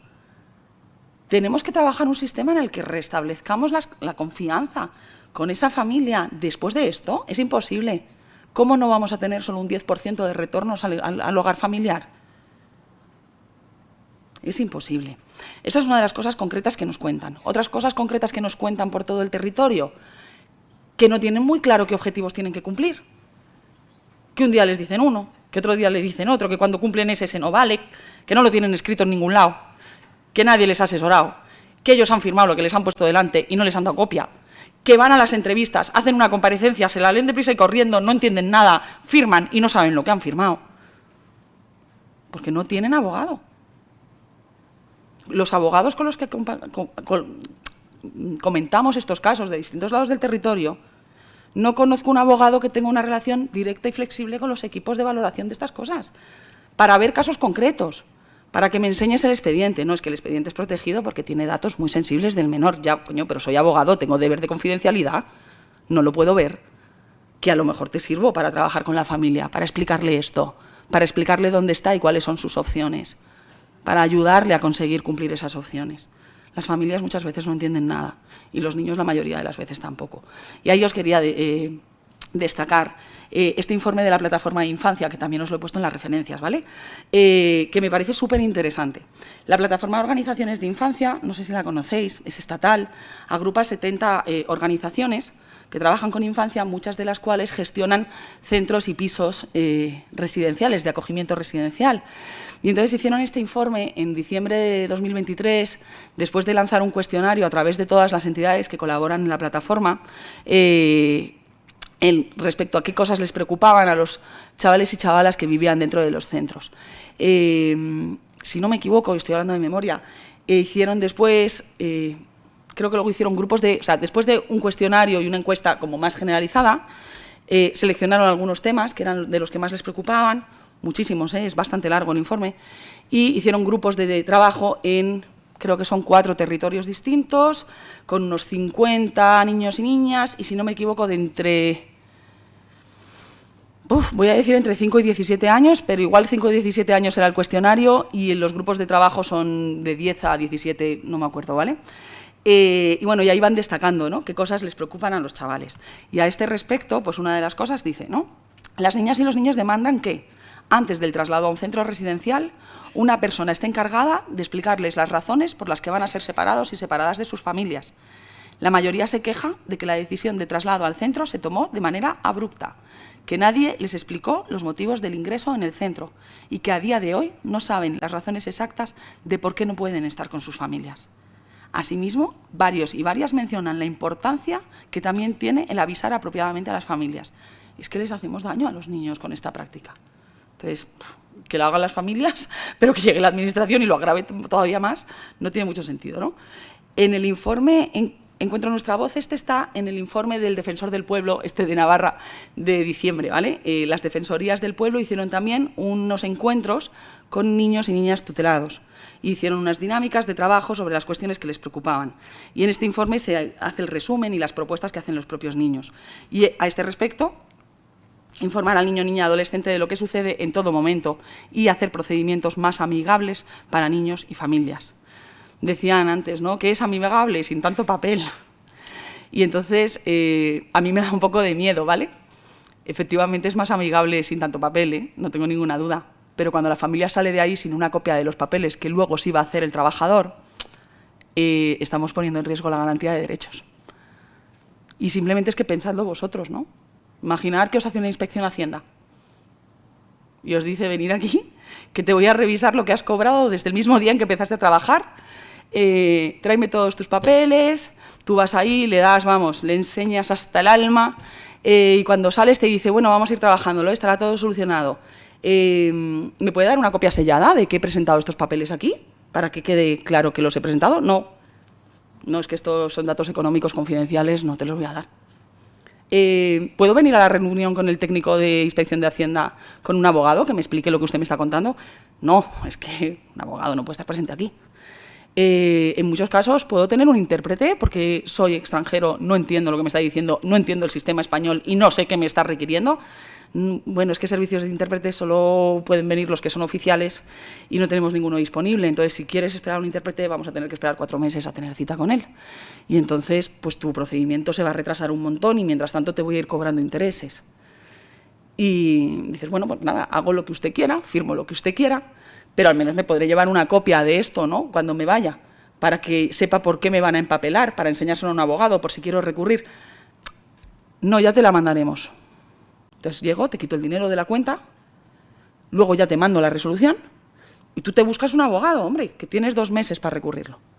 Y cuando el juez lo mire dentro de un año, resulta que yo, que te quité todo el dinero que tenías en tu cuenta, te he arruinado,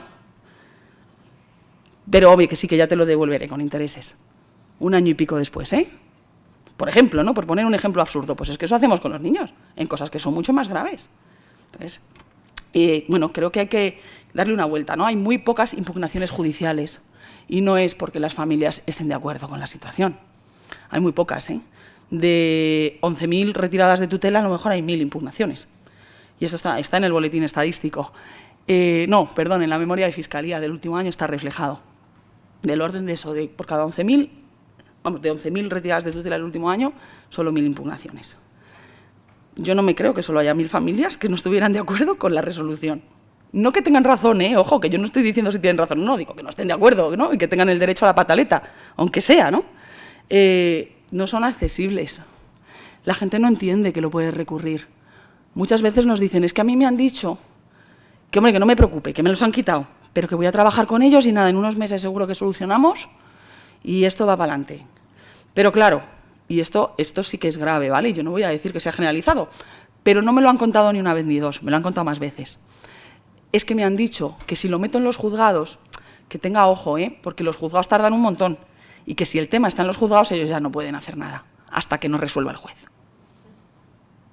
Y entonces las familias confían, las familias no impugnan, y cuando se quieren dar cuenta se les ha pasado que tienen un plazo de 2 meses, que si en 2 meses no discuten, hombre, luego siempre se puede revertir la situación, pero tú al juez ya no vas. Puedes trabajar con la administración. Pues hombre, no es buena práctica, ¿no? Creo que al menos aquí, que tengan un abogado todo el proceso, no pido más, que les ayude a garantizar sus derechos. Voy a ver cómo voy de tiempo, porque me he enrollado con esto un montonazo. Determinación de la edad, ¿vale? El otro, acceso al sistema de protección. Registro de menores extranjeros no acompañados en diciembre de 2023, 12.000, ¿vale? Sabemos que esta cifra siempre decimos que no es de todo exacta, porque hay chavales que se les registra varias veces. Es verdad que el registro ha ido mejorando en los últimos años y cada vez es más fiable, pero bueno, aún así sigue habiendo algunos problemas de que chavales que salen de un territorio, entran en otro, se les registra varias veces. En el 2023 son 7.422 expedientes incoados por la Fiscalía, ¿vale? Es un problema muy relevante en todo el Estado, ¿vale? Hay muchos casos. Y se han determinado mayores 2.436, que son los que a mí me preocupan, ¿vale? Bueno, que está regulado aquí, no os lo voy a contar. Solo os quiero destacar algunas cosas de lo que pasa en los procedimientos de determinación de la edad. La primera determinación de la edad se hace en frontera, normalmente, en la llegada, ¿vale? En la llegada, que si es por aeropuerto, pues es quizá a lo mejor más relajada, pero que cuando es por mar, pues bueno, creo que todos tenemos en el imaginario lo complicado que es y los pocos medios que hay para atenderlo. Y es el principal o el primer gran problema, ¿no? Cómo se recibe y se atiende a las personas que llegan y cómo se hacen esas primeras actuaciones con los posibles menores, ¿vale? La primera determinación la hace la Brigada de Frontera, que tiene que filiar al menor con los datos de filiación que le den en ese momento. Si tiene algún documento, con un documento, pero es raro que tenga un documento una persona que llega en patera y tal. Claro, esa filiación es errónea en muchísimos casos y por muchísimas causas. Puede ser que alguien se declare mayor siendo menor porque ha salido de su país diciendo que era mayor, porque cree que si es menor no puede trabajar, porque cree que si es menor le devuelven inmediatamente a su país sin pensarlo más, esto es muy común, o porque cree, y esto en Canarias ha pasado durante una época muchísimo, que los chicos cuando llegaban aquí nos contaban que se lo había explicado una intérprete que era así, y les había aconsejado una intérprete que lo hicieran así, con toda la buena voluntad, ¿vale? Les había dicho, tú di que eres mayor, porque aquí ahora mismo la situación está fatal para los menores. Si dices que eras mayor, te meten en un avión en 15 días y te vas a un centro de mayores en la península. Y ya allí dices que es menor y ya te revisan. Y esto, que es bien intencionado, que no deja de ser cierto, en gran parte, es un problemón tremendo. Porque tu primera declaración a la policía ha sido que eras mayor. Y entonces, aunque ya se sabe, y esta realidad hay que tenerla en cuenta, y se revisan, y si luego tienen pruebas de que son menores, se revisan, ya te estás metiendo en un recurso de mayores, estás diciendo esto, estás yendo a centros que para nada son adecuados para ti. Entonces, claro, ¿qué problema hay? Que hay pocos intérpretes y sin formación. Sin formación en derechos, sin formación en procedimiento de determinación de la edad. Y no tienen abogado a este respecto. Nadie les informa. Tienen abogado si se les abre un expediente de expulsión en ese momento. Tienen un abogado para la expulsión, que muchas veces no tienen ni idea de determinación de la edad tampoco. Y que además hay uno para no sé cuántos y a veces le importa lo justo. No nos engañemos, yo también reconozco, ya os lo he dicho, los malos profesionales de la abogacía, ¿no? O sea, aquí hay muchas cosas. Entonces, que el conocimiento de algo tan importante como una cosa que influye directamente en que te reconozcan o no menor y entres a todo un catálogo de sistema de protección y de derechos, no lo podemos atender tan mal. Hay que destinar recursos, hay que hacerlo mejor, hay que formar a la gente, nos tiene que importar, hay que poner abogados, hay que proteger a los niños. Bueno, luego ya no voy a entrar porque yo creo que es mucho y es muy rollo. ¿Qué pasa después de esa primera filiación, ¿no? Si se han determinado mayores, tendrán que hacer una revisión y para hacer esa revisión tendrán que aportar una prueba. Esa prueba será, voy a entrar un poquito, pero no me quiero extender mucho. Esa prueba será documental. Tenemos una ley muy garantista a este respecto, prevalecerá la documentación por encima de todo. En ningún sitio de la ley dice quién va a ayudar a ese niño a coger su documentación. ¿Quién le va a dar dinero para que se lo mande a sus padres, para que se la puedan enviar, si es que la tiene en su país de origen? ¿Quién le va a explicar a los padres qué documento exactamente es el que tiene valor aquí? ¿Quién va a ayudar a los padres a inscribirle si no le habían inscrito? ¿Quién va a ir al consulado con el niño aquí, sobre todo si está en un terreno en el que no hay consulado y hay que desplazarse? ¿Quién le va a pagar las tasas para primero la tarjeta de identidad y luego su pasaporte? Eso no está regulado en ningún lado, ¿eh? No está en la ley de protección del menor, no está en las normas de extranjería. Pero oye, que si trae documentación, la vamos a tener en cuenta. Luego, con matices. Pero somos garantistas. ¿Y qué pasa? Si le hemos determinado mayor, es que no lo ha aprobado. ¿Pero cómo lo va a aprobar si no le hemos dado apoyos? Que son niños, que tenemos que dárselos. Entonces, esto es el día a día de lo que vemos. Si no tiene documentación, si tiene documentación, el siguiente análisis que vamos a hacer es si nos la creemos o no. Y yo de verdad que puedo empatizar con las razones que en determinados casos llevan a dudar de los registros, de los sistemas de registro y los sistemas de emisión de documentos. Pero es que ese no es el problema del niño. Lo siento mucho.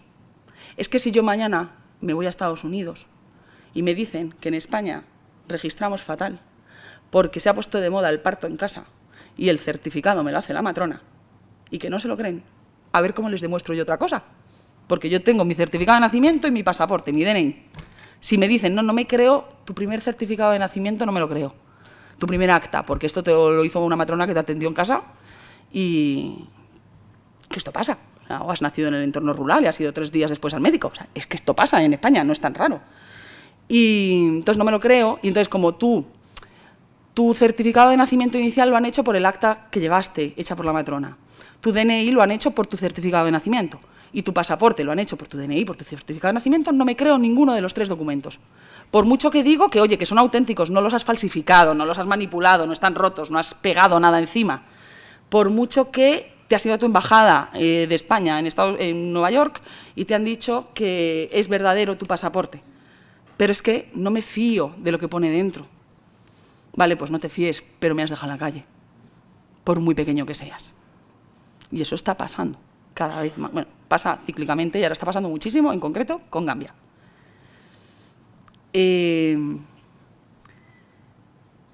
Bueno, tenemos más pruebas. Hagamos unas radiografías y hagamos unas, estas de dientes, ¿no? Unas ortopantomografías. Además, vamos a hacer una exploración física. Y entonces va a llegar un médico y va a decir si tú tienes o no aspecto de mayor o menor de edad. Que, hombre, pues si vamos a distinguir entre 25 años y 5, yo creo que podemos acertar. Pero entre 16 y 18, perdonadme, entre 16 y 22, yo sé que hay un gran discurso de... Y sé que hay parte de verdad en que hay personas mayores, muy mayores, que declaran, yo soy menor, llévame al centro. Esto pasa en Frontera, a mí no se me escapa, pero esto dura 10 minutos. Esto dura 10 minutos. Porque esos señores no se documentan, porque eso no se lo cree nadie, porque eso no lo impugna nadie, porque un señor que de verdad es calvo, con canas, y tiene... O sea, vamos a ver, ¿alguien se creería que yo tengo 18 años? No. Pero es que yo tengo chavales a los que se ha dejado en la calle, después de todo un procedimiento en fiscalía, que les están atendiendo en los servicios de pediatría de los hospitales. Que no lo atenderían, que a mí no me atienden, que yo voy a La Paz y les enseño, o al hospital que tengáis aquí, que no me sé cuál es, y les enseño un DNI de menor y me dice, mire señora, o sea, vamos a ver. Pues entonces, esa no es la realidad, ese es el titular. Vamos a ver el problema de verdad. El problema de verdad es hablar entre 16 y 20 años. Ahí es donde tenemos dudas. Y ese problema ni nos desborda, ni pone en peligro a los niños de dentro de los centros, ni es tan grave. Y entonces, ¿qué nos dice la ley? Que en caso de duda, presunción de minoría. Porque, desde luego, lo que no queremos es un niño fuera del sistema de protección. Entonces vamos a dejar de hacernos trampas al solitario. Y cuando tengamos dudas, vamos a protegerles, porque sabemos que las pruebas de determinación de edad no son fiables, porque los radiólogos pediátricos nos dicen que hay un margen mínimo de error de 30 meses arriba o abajo en un adolescente. Es que eso es mayoría o minoría. Que además los hacemos en base a unos parámetros que son eurocentristas, que no tienen en cuenta ni las condiciones de desarrollo ni las morfologías distintas. O sea, entonces, por favor, presunción de minoría. Y trabajo diplomático con los países de origen para que se documente bien a los niños, para que se registre bien a los niños. A mí me parece muy bien. Si se ha hecho con Senegal, que ya tiene carta de identidad biométrica y pasaporte biométrico, y ayer me llegó un decreto diciendo que no se fían de él, ¿eh? Pero cumple, según el informe de Brigada Científica de Extranjería, o sea, que no me lo estoy inventando yo, cumple con los parámetros del CAO, bueno, ahora no lo sé decir, pero de los parámetros internacionales, ¿vale?, de fiabilidad de los documentos. Porque Senegal ya ha trabajado esto muchos años. Pero el señor fiscal no se lo ha creído. Y entonces yo me voy al juzgado, lo judicializo, y dentro de, con suerte 1 año, con menos suerte 2, con más suerte 5, lo gano, porque lo voy a ganar. Lo sé, son todos los casos iguales, los ganamos todos. El fiscal del Tribunal Supremo se allana a nuestras peticiones, porque ya le han condenado por discriminación unas cuantas veces a la Fiscalía. ¿Vale? El Comité de Derechos del Niño, como os decía, ha condenado mucho, el Tribunal Supremo ha condenado mucho, y en concreto el Tribunal Supremo desde el año 2021 ya dice que no considerar fiable documentos aportados de los que no se acredita que sean falsos, irregulares o estén manipulados y que no han sido impugnados por autenticidad, ¿vale?, esto lo aclaro yo, que es como se impugnan los documentos en los juzgados, comporta una vulneración del derecho de igualdad y no discriminación ante la ley basada en el origen nacional del menor. Es que no se nos ocurriría decir que no nos fiamos de un pasaporte alemán porque no sabemos quién ha hecho el acta de nacimiento. No solo que no se nos ocurriría, porque nos lo van a decir, nos lo dicen. No, hombre, no, es que si yo tuviera dudas le sometería al mismo procedimiento de fiabilidad y si no me diera el mismo resultado, también le decretaría mayor y entonces no soy discriminatorio. No, perdona, es que tú a un niño alemán no le llevas a fiscalía. Es que tú a un niño blanco, rubio, con ojos azules, no le llevas a fiscalía. Es que a todos los niños ucranianos que vinieron aquí, solos o acompañados de personas que no eran su progenitor y sin documentación, no los llevaste a fiscalía, ni a los pequeñitos ni a los grandecitos. Les diste tiempo, les ayudaste a documentarse, les llevaste a centros de acogida y poco a poco les fuiste regularizando. Bueno, pues haz lo mismo con los senegaleses, haz lo mismo con los gambianos, dales tiempo, apóyales, que lo intenten probar. Yo se lo doy. ¿A mí alguna vez me resulta que alguno es mayor? Sí. Sí, no lo voy a negar, claro que sí. ¿Alguna vez me resulta que alguno es mayor con un pasaporte auténtico? No. No. Tú trabajas con el chaval y le empiezas a documentar y tienes tus dudas, porque las tienes, porque por el físico las tienes, y a veces te equivocas, porque es subjetivo, esto es tremendo. Y hay un momento de la relación en que te dices, si es que no es verdad. Bueno, pues ya está, aquí hemos acabado, ya está. Puedo entender tu estrategia, yo no voy a defender una cosa que no es así. Y es que además no la vas a ganar. Pero te voy a decir una cosa, con ellos y con todos los clientes que he defendido a lo largo de mi vida, muchos de ellos en la práctica privada mercantil de empresas, en las que han querido defender lo indefendible, y ha habido un punto en el que hemos tenido que decir, chico, confiesa ya que no tienes razón. Pero es que a estos, que están en el IBEX 35 la mitad, no pensamos que sean unos canallas.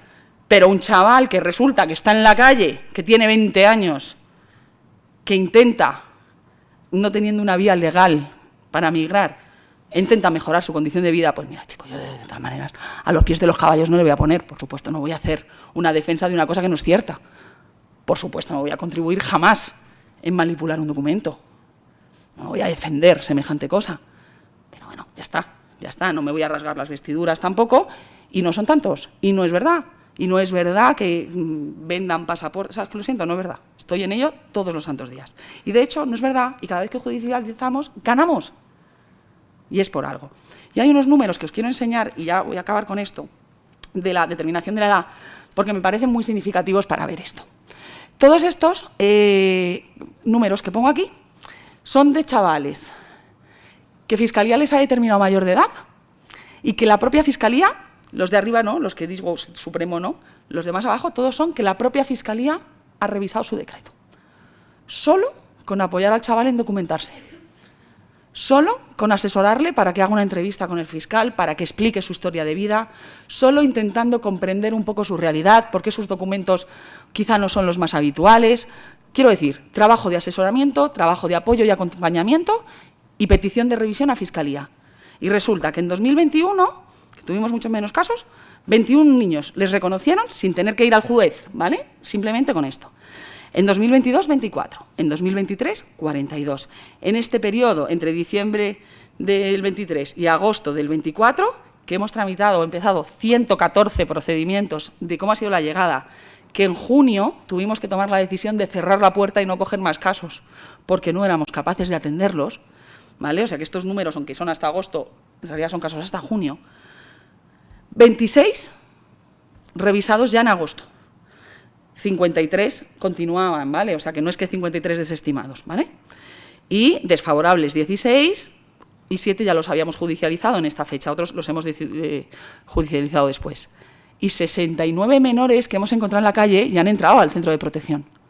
Muchos de ellos con medida provisional, de presunción de minoría. Están dentro de esos 114, de esos 26, de esos 53 pendientes de resolver, ¿vale? Pero 63 estaban en la calle, con una mano delante y otra detrás. Y lo único que hemos hecho para que entren al centro de protección es llamar a la policía y decir, tengo aquí un menor documentado en la calle. Y ha entrado en un sistema de protección. Y yo me pregunto, ¿por qué tiene que llegar Fundación Raíces a hacer esto? ¿Y qué pasa cuando no llega? Si han entrado al centro de protección y se han quedado dentro, no es porque seamos muy pesadas, es porque tienen el derecho a ser presumidos menores mientras se tramita su procedimiento de determinación de la edad, porque no queremos el riesgo de tener niños en la calle. Entonces, vamos a ver, ¿por qué lo tenemos que hacer nosotras? ¿Por qué no lo hace el Ministerio del Interior cuando les traslada en humanitaria? ¿Por qué no lo hacen otras entidades? ¿Por qué no lo hace la policía cuando les para por la calle? Es que no lo entiendo. Es que no lo puedo entender, y es nuestro día a día, ¿vale? Voy fatal de tiempo, ya iba a decir que me iba a sobrar y me voy a enrollar muchísimo. Voy a beber un poco de agua, perdonadme. Que me indigno y me suben los calores. Bueno, esto era en cuanto al acceso al sistema de protección, ¿vale? Vamos a cosas que vemos dentro del sistema, cuando los niños están dentro del sistema. Bueno, la forma de acogimiento es la primera que quería destacar. Se priorizan los acogimientos familiares, lo hemos hablado esta mañana, pero la práctica da prevalencia a los residenciales. Esta mañana os di el dato, yo creo, del boletín, no sé si os di los de Navarra, creo que sí, ¿no? Bueno, os voy a recordar. Solo un 50% de niños acogidos... Uy, he tocado algo, ¿verdad? Espera, voy a intentar solucionar esto. Es que algo está pasando aquí, que esto se ha movido. Se me está moviendo solo, me da un poco de miedo. Algo he apretado, algo he hecho, ¿no? Es que no controlo nada dónde está esto. A ver. Ahora, creo que ya lo estoy encontrando. Es que algo me pasa ahora. Y aquí. Vale, y ahora, si algo he tocado o no, que le doy. A ver, aquí estábamos. Vale, gracias. Bueno, solo el 50% acogimientos residenciales, familiares, de entre los cuales solo un 0,7% de menores migrantes no acompañados, ¿no?, de niños y niñas que han llegado solos, solo un 0,7% en acogimientos familiares, ¿vale? Y en el total del Estado, los niños migrantes que han llegado solos están en un 94% en régimen residencial y solo un 6% en acogimiento familiar. Solo un 6% en todo el Estado. ¿Vale? Es una vulneración tremenda. Los centros de primera acogida es la segunda gran preocupación en cuanto a vulneraciones de derechos. Son muchísimos los niños que han llegado solos, que nunca pasan a otro recurso residencial. No es solo ya que se queden en residencial, es que solo se quedan en primera acogida. Y muchos no es porque tengan poco tiempo. O sea, digo, en Madrid, por ejemplo, está clarísimo que, salvo casos muy excepcionales, no van a entrar a ningún otro recurso residencial hasta que no tengan la determinación de la edad. Y es que la determinación de la edad en Madrid está tardando a veces casi un año.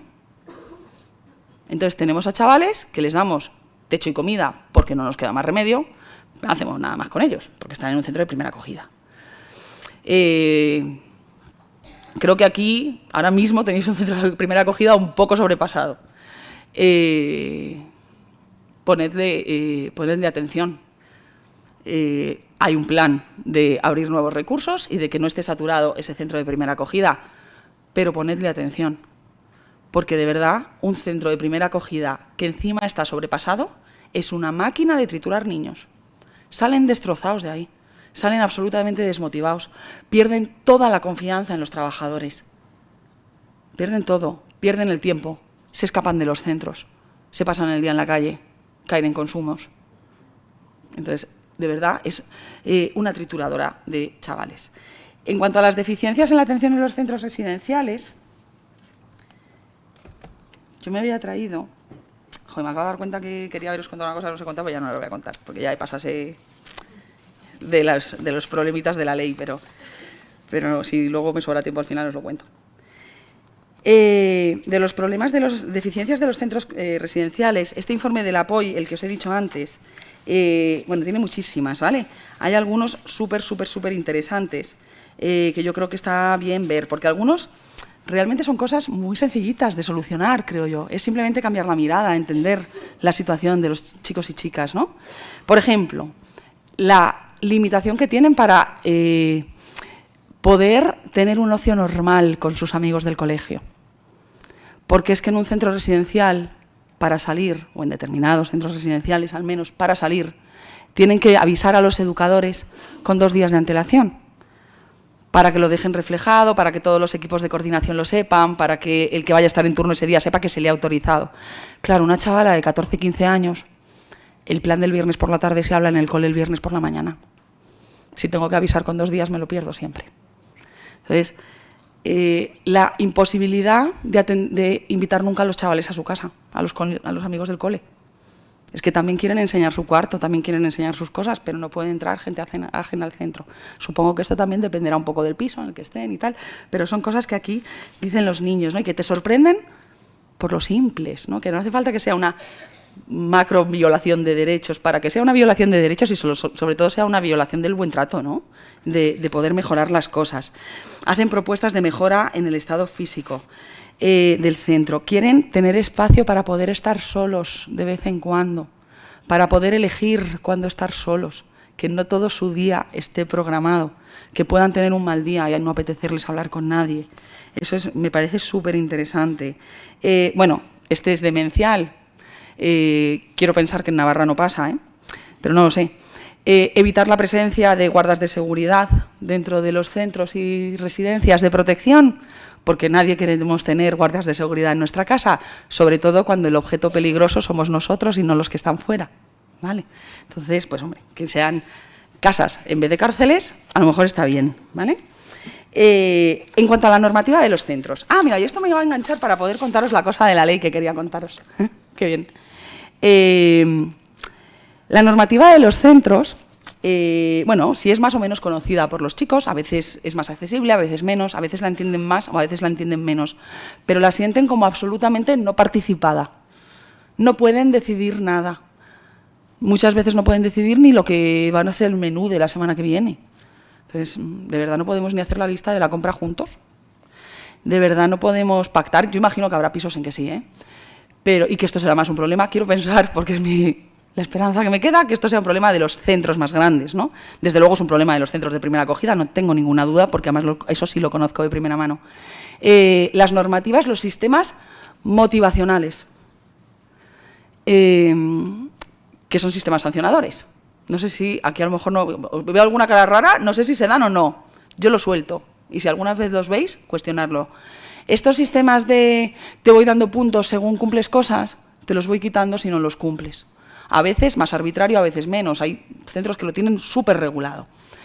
Las cosas por las que se quitan y se ponen puntos, a veces son graves, a veces son relevantes, pero a veces son tales como no me apetecía jugar al fútbol hoy en el patio cuando tocaba fútbol. Si no haces la actividad deportiva con tus compañeros, menos puntos, entre 5 y 30, a juicio del educador. Menudo poder. Y es que hay centros, y se refleja en el informe este del APOI, ¿vale? ¿No? O sea, yo tengo experiencia directa en los centros de Madrid en esto, y es así. Y he visto los sistemas motivacionales, y he visto las consecuencias, Hay fases, y bajas y subes de fase según los puntos. Y, por ejemplo, hay centros en Madrid en que si no estás en fase 3 no tienes derecho a que te busquen un curso. ¿Perdona? ¿Vamos a hacer depender el acceso a la educación de los puntos que me ha quitado el educador de turno? Por favor. Y luego es que, claro, los chicos se cabrean y se ponen agresivos. Hombre, por favor. Pero en el informe este del APOI, que me parece interesante porque no es mi experiencia, es la de más sitios, hablan de estos sistemas de fases, hablan de cómo se convierten en privilegios cosas que para ellos son necesidades, como las visitas de la familia, como el uso del móvil. El uso del móvil como entretenimiento juvenil y adulto actual, ¿no? Porque no sé cuántos móviles tenemos aquí ahora mismo a la vista, ¿no? Pero además como necesidad básica para poder relacionarse con sus iguales, con sus referentes fuera del centro, con sus redes, con sus familias. Hombre, hacer depender eso de un sistema de puntos. Que no digo que no haya que regular el uso del móvil, ojo, Pero en cuanto a estos sistemas de normas, os voy a leer una cosa de vuestra ley, ¿vale? Que es súper garantista, de verdad, Quiero de verdad reflejar que es una buena ley y por eso es más alucinante, ¿vale? Y ahí, por favor, las de la administración que podéis tener algo de mano en esto. En cuanto al sistema normativo, hay una cosa en la ley que a mí me preocupa y me encantaría saber quién lo ha redactado para que me lo explique, porque me parece alucinante.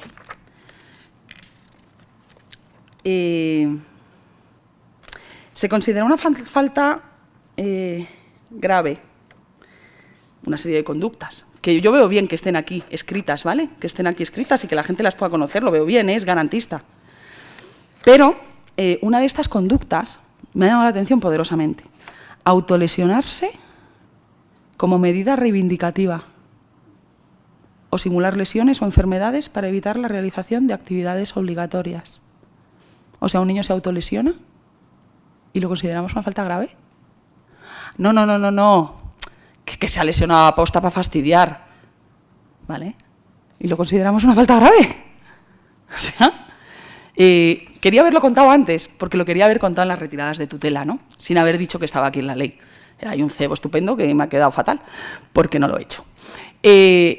Si un niño llega autolesionado al colegio, y da parte a servicios sociales y se llama al padre para pedirle explicaciones y te dice, sí se lo ha hecho para molestarme, ¿tú qué decides? ¿Te crees al niño o te crees al padre? O al menos lo investigas, o le das una vuelta, ¿no? O incluso creyendo al padre, a lo mejor te planteas porque el niño se autolesiona para molestar a su padre. Vamos a trabajar esto, ¿no? Bueno, pues si pasa dentro del centro de protección no pasa nada, porque ante faltas graves, bueno, pues entre faltas graves podemos privarle de salidas de fin de semana, podemos privarle de salidas de carácter recreativo, podemos privarle de participar en actividades recreativas del centro, podemos separarle del grupo, bueno, un tiempo o más tiempo. Todas estas limitadas en el tiempo y motivadas y tal. Jolín, ¿no? Uf, qué medida educativa, ¿no? Para ponerla en la ley. O sea, que ya no es un reglamento de un régimen interno que se nos ha ido la olla un poco, ¿no? Yo alucino, de verdad os lo digo. Y esta es la ley más garantista de una comunidad autónoma que me he encontrado, más valiente, que ya os he dicho esta mañana, que habla de violencia institucional, que habla de reparación del daño. Pero tenemos tan metido este sistema pseudocarcelario en protección que llegamos a una ley garantista y le cascamos que si un niño se autolesiona es una conducta que es una falta grave. Pues vale. Y con esto engancho en la violencia en el sistema de protección. Si me pongo a hablar de violencia no salimos hoy de aquí, ¿vale? Porque yo ya me enciendo, esto no se acaba, entonces yo os voy a remitir al que le interese este tema con un ojo crítico al informe que hicimos en 2020, súper extenso. Habla de todos tipos de violencias, de la violencia institucional, habla de todo tipo de causas. Puede ser que algún educador se cabree, porque también señalamos conductas concretas de personas, no con nombre y apellido ni nada de esto, ¿no? Pero echamos culpas a veces, pero también echamos otras culpas, a la temporalidad de los trabajadores, a la escasez de formación, al hecho de la sobreocupación de los centros, al hacinamiento. O sea, se analiza todo un poco, todo sobre la base de 55 relatos que recibimos nosotras directamente entre 2016 y 2020. ¿Vale? Chaval, entonces, bueno, pues está con testimonios de los chicos, con fotos de las denuncias policiales, de los partes de lesiones, de los hematomas, o sea, bueno, creo que es interesante ver. Sobre todo porque además analiza bastante, y es lo único que voy a mencionar aquí, lo que pasa cuando un menor denuncia este tipo de problemas dentro de un centro, este tipo de violencias sobre todo físicas. Ya las violencias psicológicas las vamos a dejar aparte porque es que ¿cómo las van a acreditar? O sea, no pueden acreditar nunca que un educador le ha dicho tú sigue así, que ya te digo yo cuándo te van a salir a ti los papeles. Esto es súper común en los centros de primera acogida. En algunos territorios al menos. O sea, os diré, yo conozco casos en Madrid, conozco casos en Cataluña, conozco casos en Andalucía, conozco casos en Melilla, directamente. Reconocidos por compañeros de los profesionales que hacen estas cosas. A nosotras nos han llegado también muchos testimonios anónimos de cosas que pasan en los centros. Es verdad que en Navarra no me han llegado, no voy a decir que aquí estén pasando. Pero bueno, que creo que a lo mejor tampoco es tan extraño, porque es esa relación de poder y porque en un momento dado, pues quizá no se nos ocurre otra herramienta para que el chaval se calle de una vez, deje de reventar la cocina, no reviente más la clase y el grupo y la dinámica, que decirle, mira, como sigas así, ni curso, ni papeles, ni nada. Bueno, pues a lo mejor pasa, ¿no? Pero cuando el chaval denuncia eso, podemos no minimizarlo, podemos no quitar la razón, podemos no negarlo, podemos reconocer el error y solucionarlo. Pues esto no se hace nunca, ya con las violencias físicas, nunca jamás. O sea, muy grave tiene que ser la cosa para que se inicie un protocolo en un centro, en un macrocentro residencial. Porque lo que normalmente ocurre es una contradenuncia. El chaval denuncia y al chaval le denuncian. Porque claro, yo te he pegado porque tú lo estabas reventando todo. Yo te he pegado porque tú me has atacado. Yo te he pegado porque no te he pegado. Te he hecho la contención mínima indispensable. Y bueno, pues bueno, es una estrategia de defensa.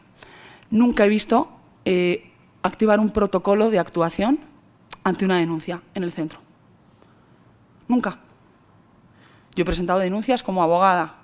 Antes de irme al juzgado he presentado escritos en Fiscalía y en la comunidad autónoma. Nunca siquiera me han acusado. Recibo de los escritos. Nunca me han informado de nada. Nunca me han informado de si han investigado o no dentro de los centros esto. Nunca siquiera me han escrito para decirme, mira, no tienes razón, te lo estás inventando todo. Lo hemos investigado y es todo mentira. Nunca nada. Y me voy a los juzgados y el fiscal nunca jamás pide más pruebas. Y el juez archiva la mínima de cambio. Y los niños víctimas, hasta que se instale bien el modelo Barnhouse, van a juzgados penales de adultos en los que la perspectiva de infancia ni está ni se la espera. Y la perspectiva de infancia migrante y la perspectiva de infancia de un chaval de 17 años marroquí que está de vuelta de todo, o sea, no te quiero ni contar. Hay un sesgo tremendo. Entonces, ahí hay una nueva violencia. Chavales que sufren violencia y no tienen, sobre todo, a ver si me entendéis bien, para mí es más grave lo segundo que lo primero. Quiero decir, lo primero es un hecho concreto, un conflicto mal resuelto por una persona que no lo ha resuelto bien. Y yo no tengo interés en machacar a ninguna persona. No soy punitivista, no le quiero destrozar la vida a nadie. Fundación Raíces no va contra particulares. Pero es que es una vulneración de derechos de la Administración que no haya protocolos de prevención, que no haya protocolos de detección, de investigación, de denuncia y de reparación. Y por eso Fundación Raíces va contra educadores concretos o contra vigilantes concretos, ayudando a los chavales a poner denuncias. Porque si no lo hacemos nosotras, no lo hace nadie. Entonces, es verdad que últimamente hemos recibido menos. Ahora mismo, hablo de memoria, creo que tenemos 10 casos abiertos. Que, bueno, ni tan mal, ¿no? Para ser del último año, ¿vale? Pero bueno, es que en la época que sacamos ese informe era constante, ¿vale? Quería contaros algún caso de víctimas de trata. Todavía me da tiempo, 10 minutillos y acabo, ¿vale? Porque va a ir relacionado, lo de supervisión y quejas lo doy por hecho, con esto de la violencia pasa con todo lo demás, ¿vale? Pero va relacionado con lo siguiente, de lo que os quería hablar. Las desapariciones y contrafugas voluntarias, ¿no? Seguro que habéis oído, ¿no?, la cantidad de menores que se fugan de los centros. Y en muchas ocasiones es así, ¿no? Se fugan voluntariamente de los centros. Pues mira, el informe de personas desaparecidas hablaba de 8.200 desaparecidos de los centros, ¿vale? Pero no son desaparecidos, ¿no? Son ausencias voluntarias, entonces no se buscan. Se meten en el informe de personas desaparecidas, pero se ponen como ausencias voluntarias. Y entonces no se buscan, no hay ni una diligencia de investigación de qué ha pasado con estos chicos, por qué se han escapado del centro y a dónde han ido a parar. Vamos a dar por hecho que es que este era su proyecto migratorio. No querían estar en Algeciras. Ellos tienen Suiza como destino final. Yo ya digo que salvo que tengan familia allí, mi experiencia es que los chavales se quedan donde los tratan bien y ese es su destino final. Y lo que pasa es que cuando están fatal en España, llega un amigo que les dice, pues en Francia estoy fenomenal. Y entonces se van. Y luego llega otro y dice, no, en Suiza, ahora donde nos protegen es en Suiza. Y entonces se van. Y en Suiza efectivamente los protegen, pero en Suiza les ponen en la calle en cuanto cumplen 18, por muy protegidos que estén. Y entonces antes de eso se van de Suiza. Y al final vuelven a España, destrozados, ¿vale? ¿Por qué no les buscamos? ¿Por qué no nos preocupa? ¿Por qué se van? ¿Por qué nos quitamos un problema de encima?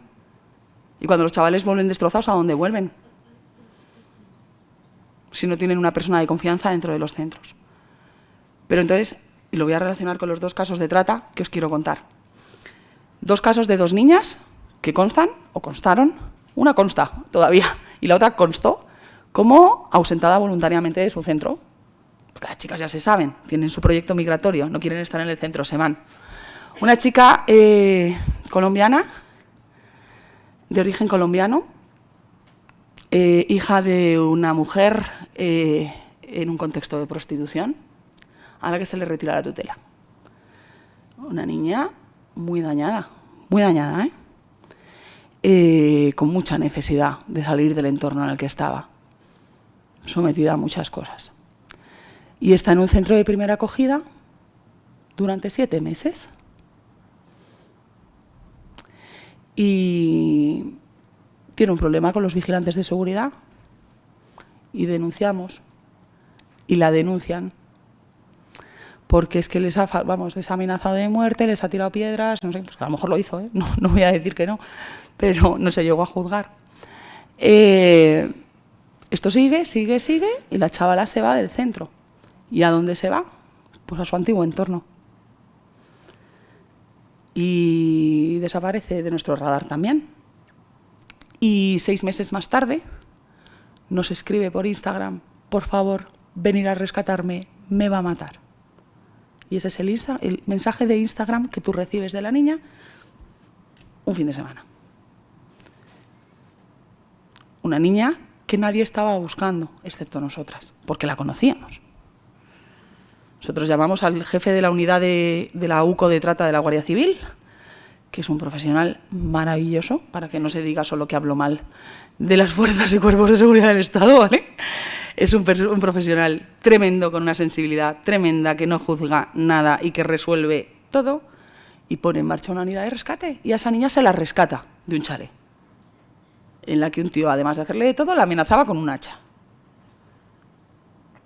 Pues inmediatamente nos vamos con el Guardia Civil al juzgado del pueblo de donde se la había rescatado para pedir una medida de protección urgente consistente en que se prohibiera que entrara de nuevo a un centro de acogida y ordenara que se la destinara a un recurso adecuado, porque la niña había dicho claramente de: a mí me habéis rescatado, pero si me volvéis a llevar al centro X, yo me vuelvo a largar en 10 minutos.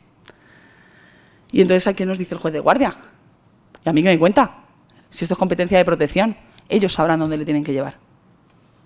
Me lo dice a nosotras y se lo dice al Guardia Civil, que no daba crédito. Entonces la niña vuelve al centro de primera acogida. Nosotras escribimos un mail al centro de primera acogida de: os habréis dado cuenta que esta niña ha ingresado hoy porque os la ha llevado la Guardia Civil, unidad de trata. Entonces, si os parece bien, hablamos del tema. Y por primera vez en muchos años, el centro de unidad de acogida nos llamó, se sentó con nosotros.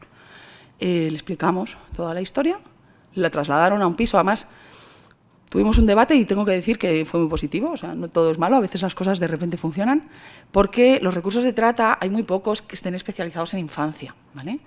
Y los que están especializados en infancia, por lo menos en Madrid, siguen aplicando unos protocolos que son muy de mayores y que tienen mucho sentido en la trata, ¿vale? El aislamiento, la incomunicación puede tener mucho sentido inicialmente, pero con un adolescente es complicado de aplicar, ¿vale? Hay que tener mucho cuidado, porque es que huyen así. O sea, no lo entienden, no están en ese momento, la estás forzando en realidad a ser protegida. Es muy complicado tratarlo con niñas, ¿no? Entonces nosotros pedimos encarecidamente que no fuera al recurso de niñas de trata de Madrid, porque la conocíamos, sabíamos que no iba a encajar. Nos hicieron caso, la llevaron a un piso en otra localidad, pequeñito, con unos educadores, tal, no sé qué. La niña ha ido como un tiro, ha estudiado, ha salido adelante. 2 años después está impresionante. Por un momento de escuchar, por un momento de escucha activa, de sentarnos, de tal. Pero antes de eso había pasado por un infierno y ya estaba a punto de morir. Ese es un caso. Otro caso es otra niña que viene huyendo de un matrimonio forzoso. Va en avión con un señor al que no conoce y que lleva su pasaporte en la mano, ¿vale? El indicio no puede ser más claro, a poca formación que tengas en estos temas. Y aterriza en Barajas, no siendo este su último destino. La niña se escapa, va a la policía y, como el indicio no puede ser más claro, la policía inmediatamente la protege, la lleva a un centro de menores, porque además la niña, de apariencia, es niña, ¿vale? No hay ninguna duda. Centro de primera acogida, pues 3 semanas sin saber nada. Y entonces la niña empieza a oír, o sea, no había visto a la directora del centro, no habían hecho nada con ella, no tenía un itinerario, no sabía por qué estaba ahí, no sabía qué iba a ser de ella. Y empieza a oír algo de fiscalía.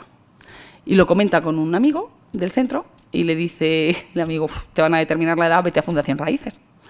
Viene la niña, nos cuenta su historia y decimos: esta niña no tiene que ir a la determinación de la edad, ¿vale? Porque además esta niña tenía pasaporte, tenía tal, ella tiene una foto de su pasaporte, pero su pasaporte se lo ha quedado el tipo con el que viajaba. Y entonces le pedimos a la directora de: por favor, ¿te puedes sentar con esta niña y escuchar su historia? Se sienta la niña con la historia y le dice la directora del centro: pues yo no creo que tengas historia de protección internacional ni de trata, ¿eh? Y dices: joder, la formación de esta señora, que lleva 25 años, ¿sabes? O sea, que no lleva 2.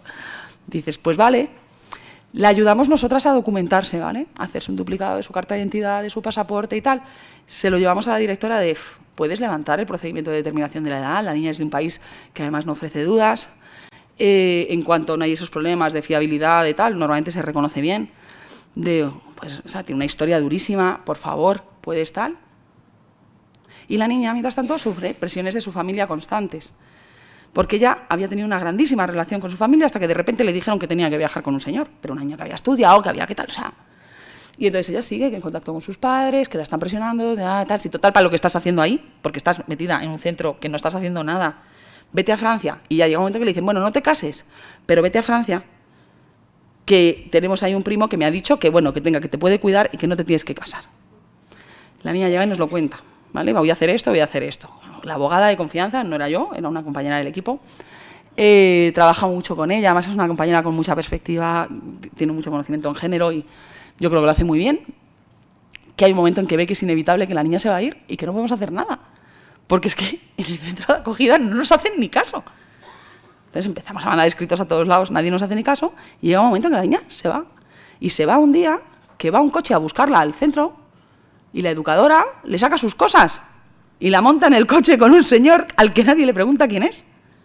Y la niña se va con que era un primo o no sé qué, y se va y simplemente se fue con nuestra de mantente en contacto, cuéntanos a qué zona llegas, si alguna vez necesitas algo, dínoslo, si necesitas que te pongamos en contacto con alguien ahí, no te vamos a juzgar, sabes que no nos vamos a meter en lo que tú no quieras que nos metamos.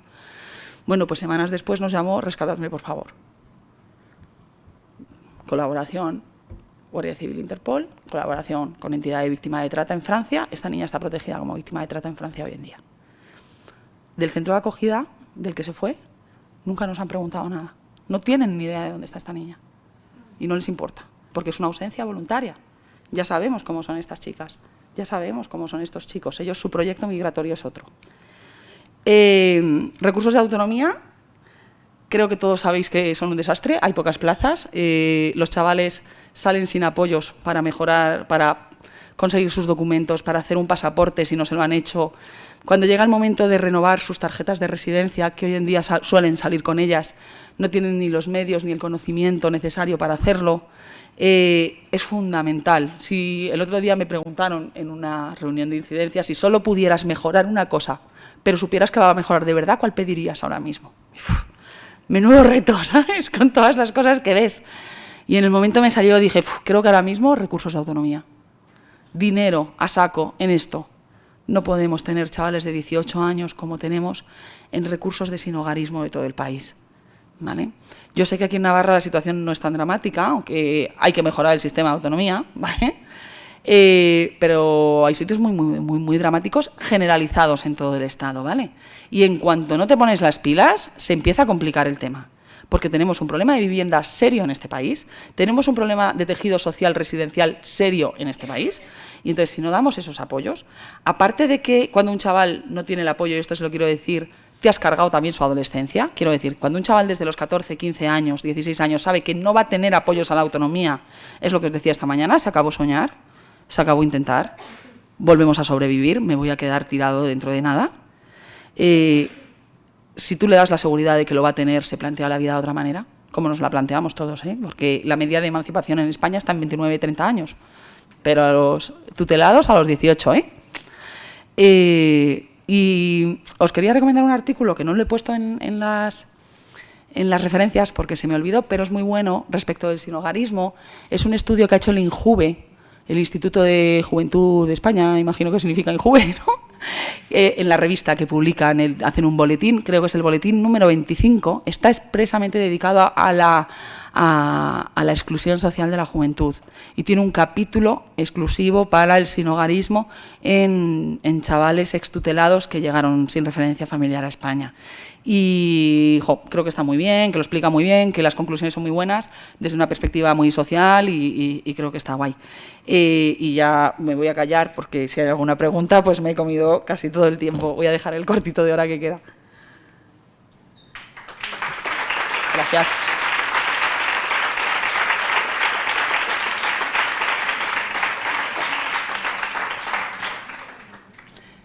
Cositas, insultos. Oye, que si no hay nada sigo hablando yo.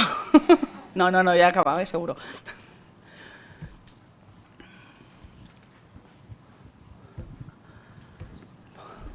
Pues lo damos por acabado.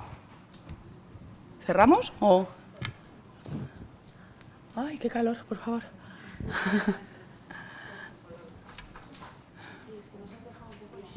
Lo siento. Bueno, que tampoco os sintáis obligados, que no, pues si yo ya hablo mucho, o sea, ¿no? Hola, buenas tardes.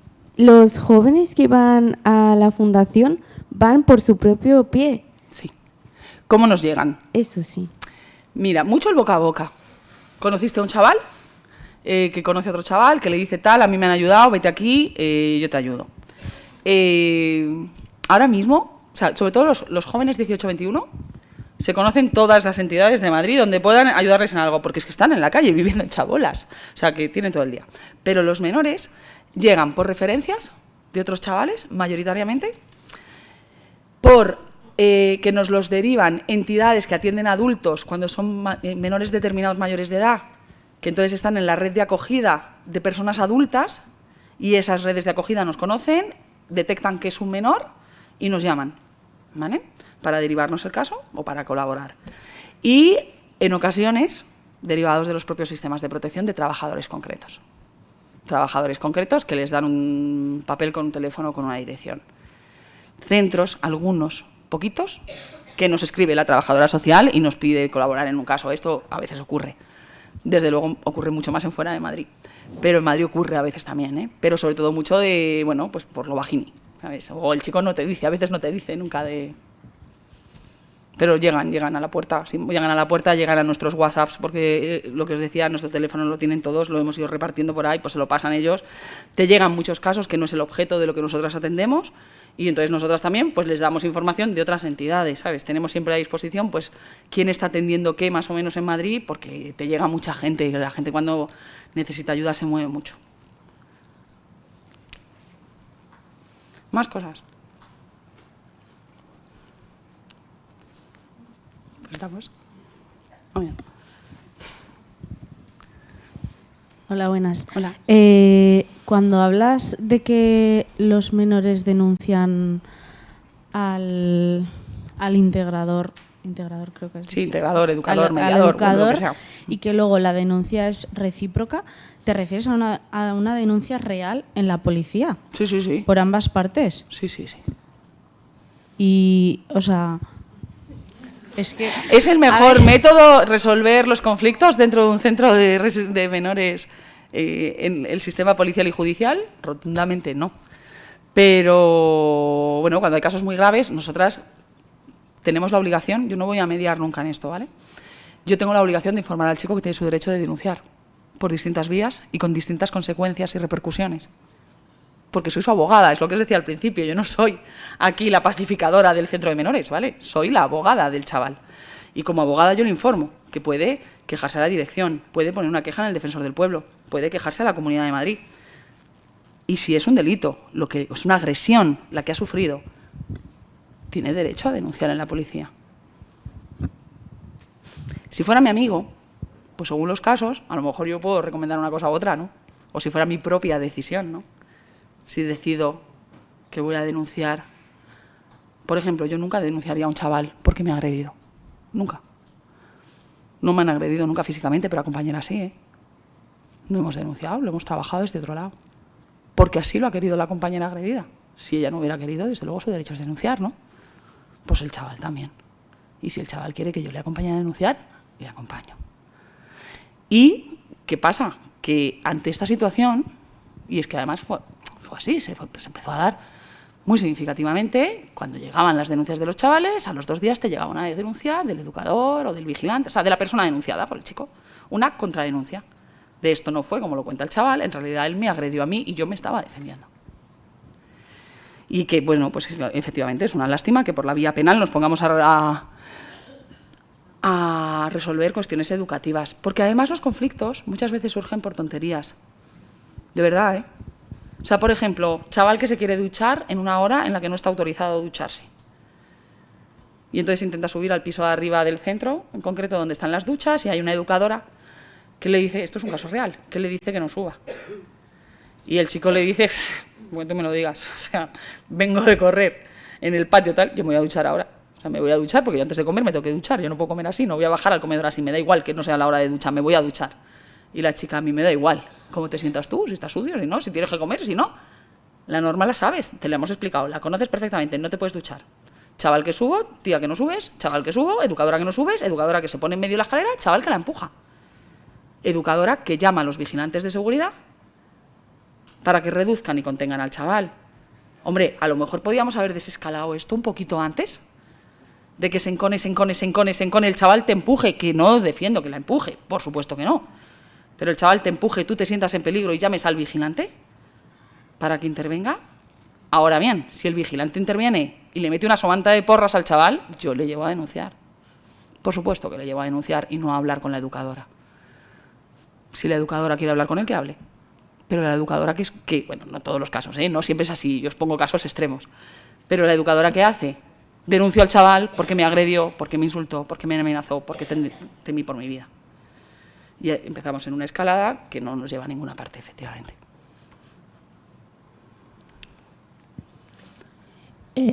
Me han pasado el micrófono porque tenía una pregunta para ti, estoy aquí enfrente tuya. Hola. La verdad es que me quedo noqueada cada vez que te oigo hablar y se me va la pinza de lo que había pensado. En todo caso, creo que es una situación muy desconocida en general, por la población en general, porque yo misma, que trabajo en otras temáticas y esto no es mi fuerte, pues me has dejado mayormente, pues eso, muy sorprendida de que la situación sea tan, ya la esperaba compleja, pero tan. Entonces, primero creo que es una situación que se debería de conocer, porque creo que si de alguna forma se puede hacer algo de presión social, puede haber algo de mejora para la situación. No lo sé, pero como yo soy de batallar las cosas de esta manera, me extraña mucho que desconozcamos tanto como sociedad este tipo de cosas, más allá de lo que oímos a veces, ¿no? O te llega una noticia o ese tipo de cosas.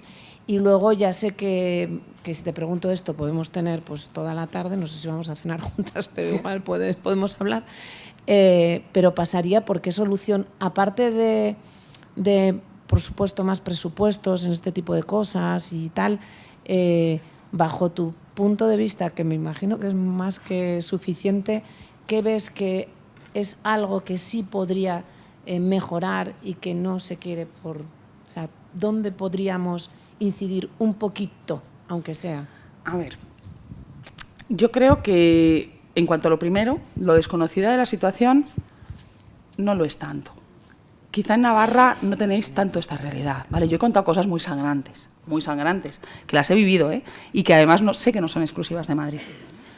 Cataluña es igual. Tú hablas con gente que trabaja con la degalla y testimonios de estos los que quieras. Ceuta es igual, o lo ha sido, ha mejorado bastante. La Purísima de Melilla es una trituradora de derechos humanos. Y lo sabe todo el mundo. Canarias ahora mismo es demencial, porque está sobrepasada.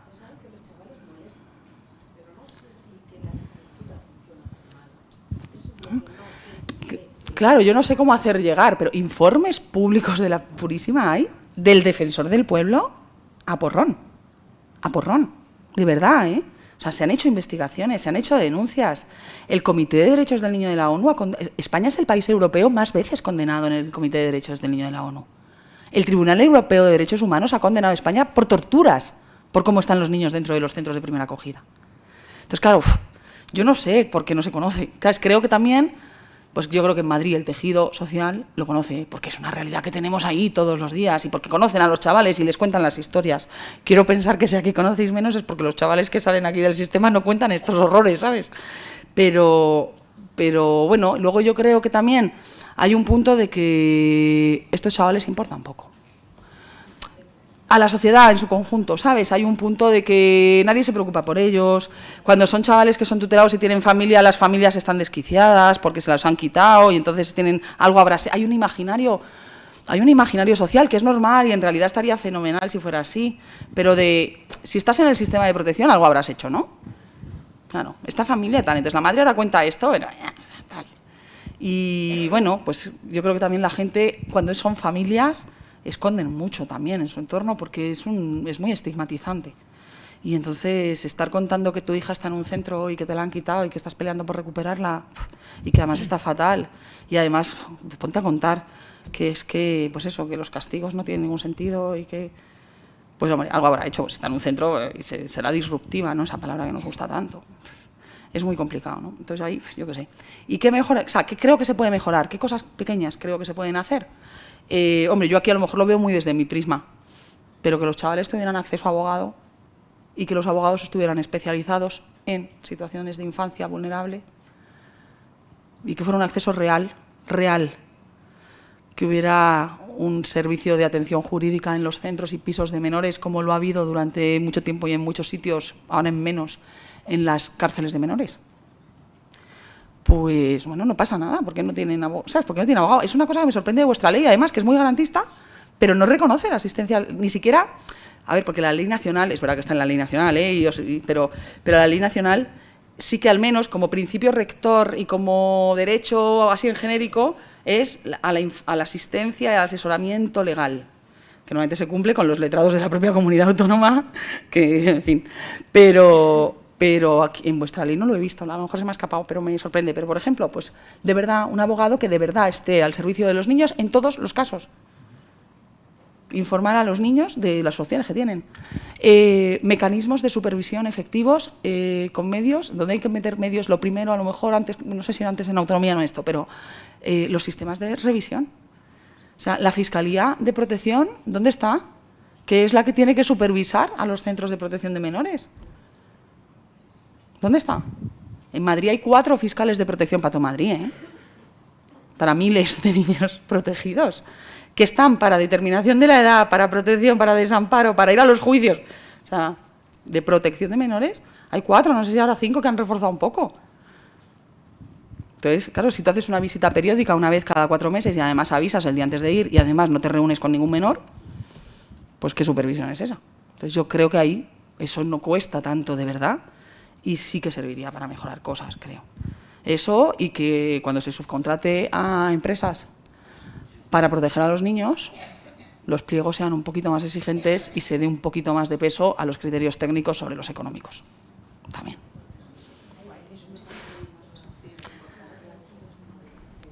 Así como, yo qué sé, pinceladas. Damos paso a la última pregunta, ¿vale? Y ya cerramos. Buenas tardes. Hola. Mira, a mí me ha llamado la atención el ejemplo que has puesto, ¿no? Del chico que ha venido de hacer deporte y quería ir a ducharse a una hora que no era la suya.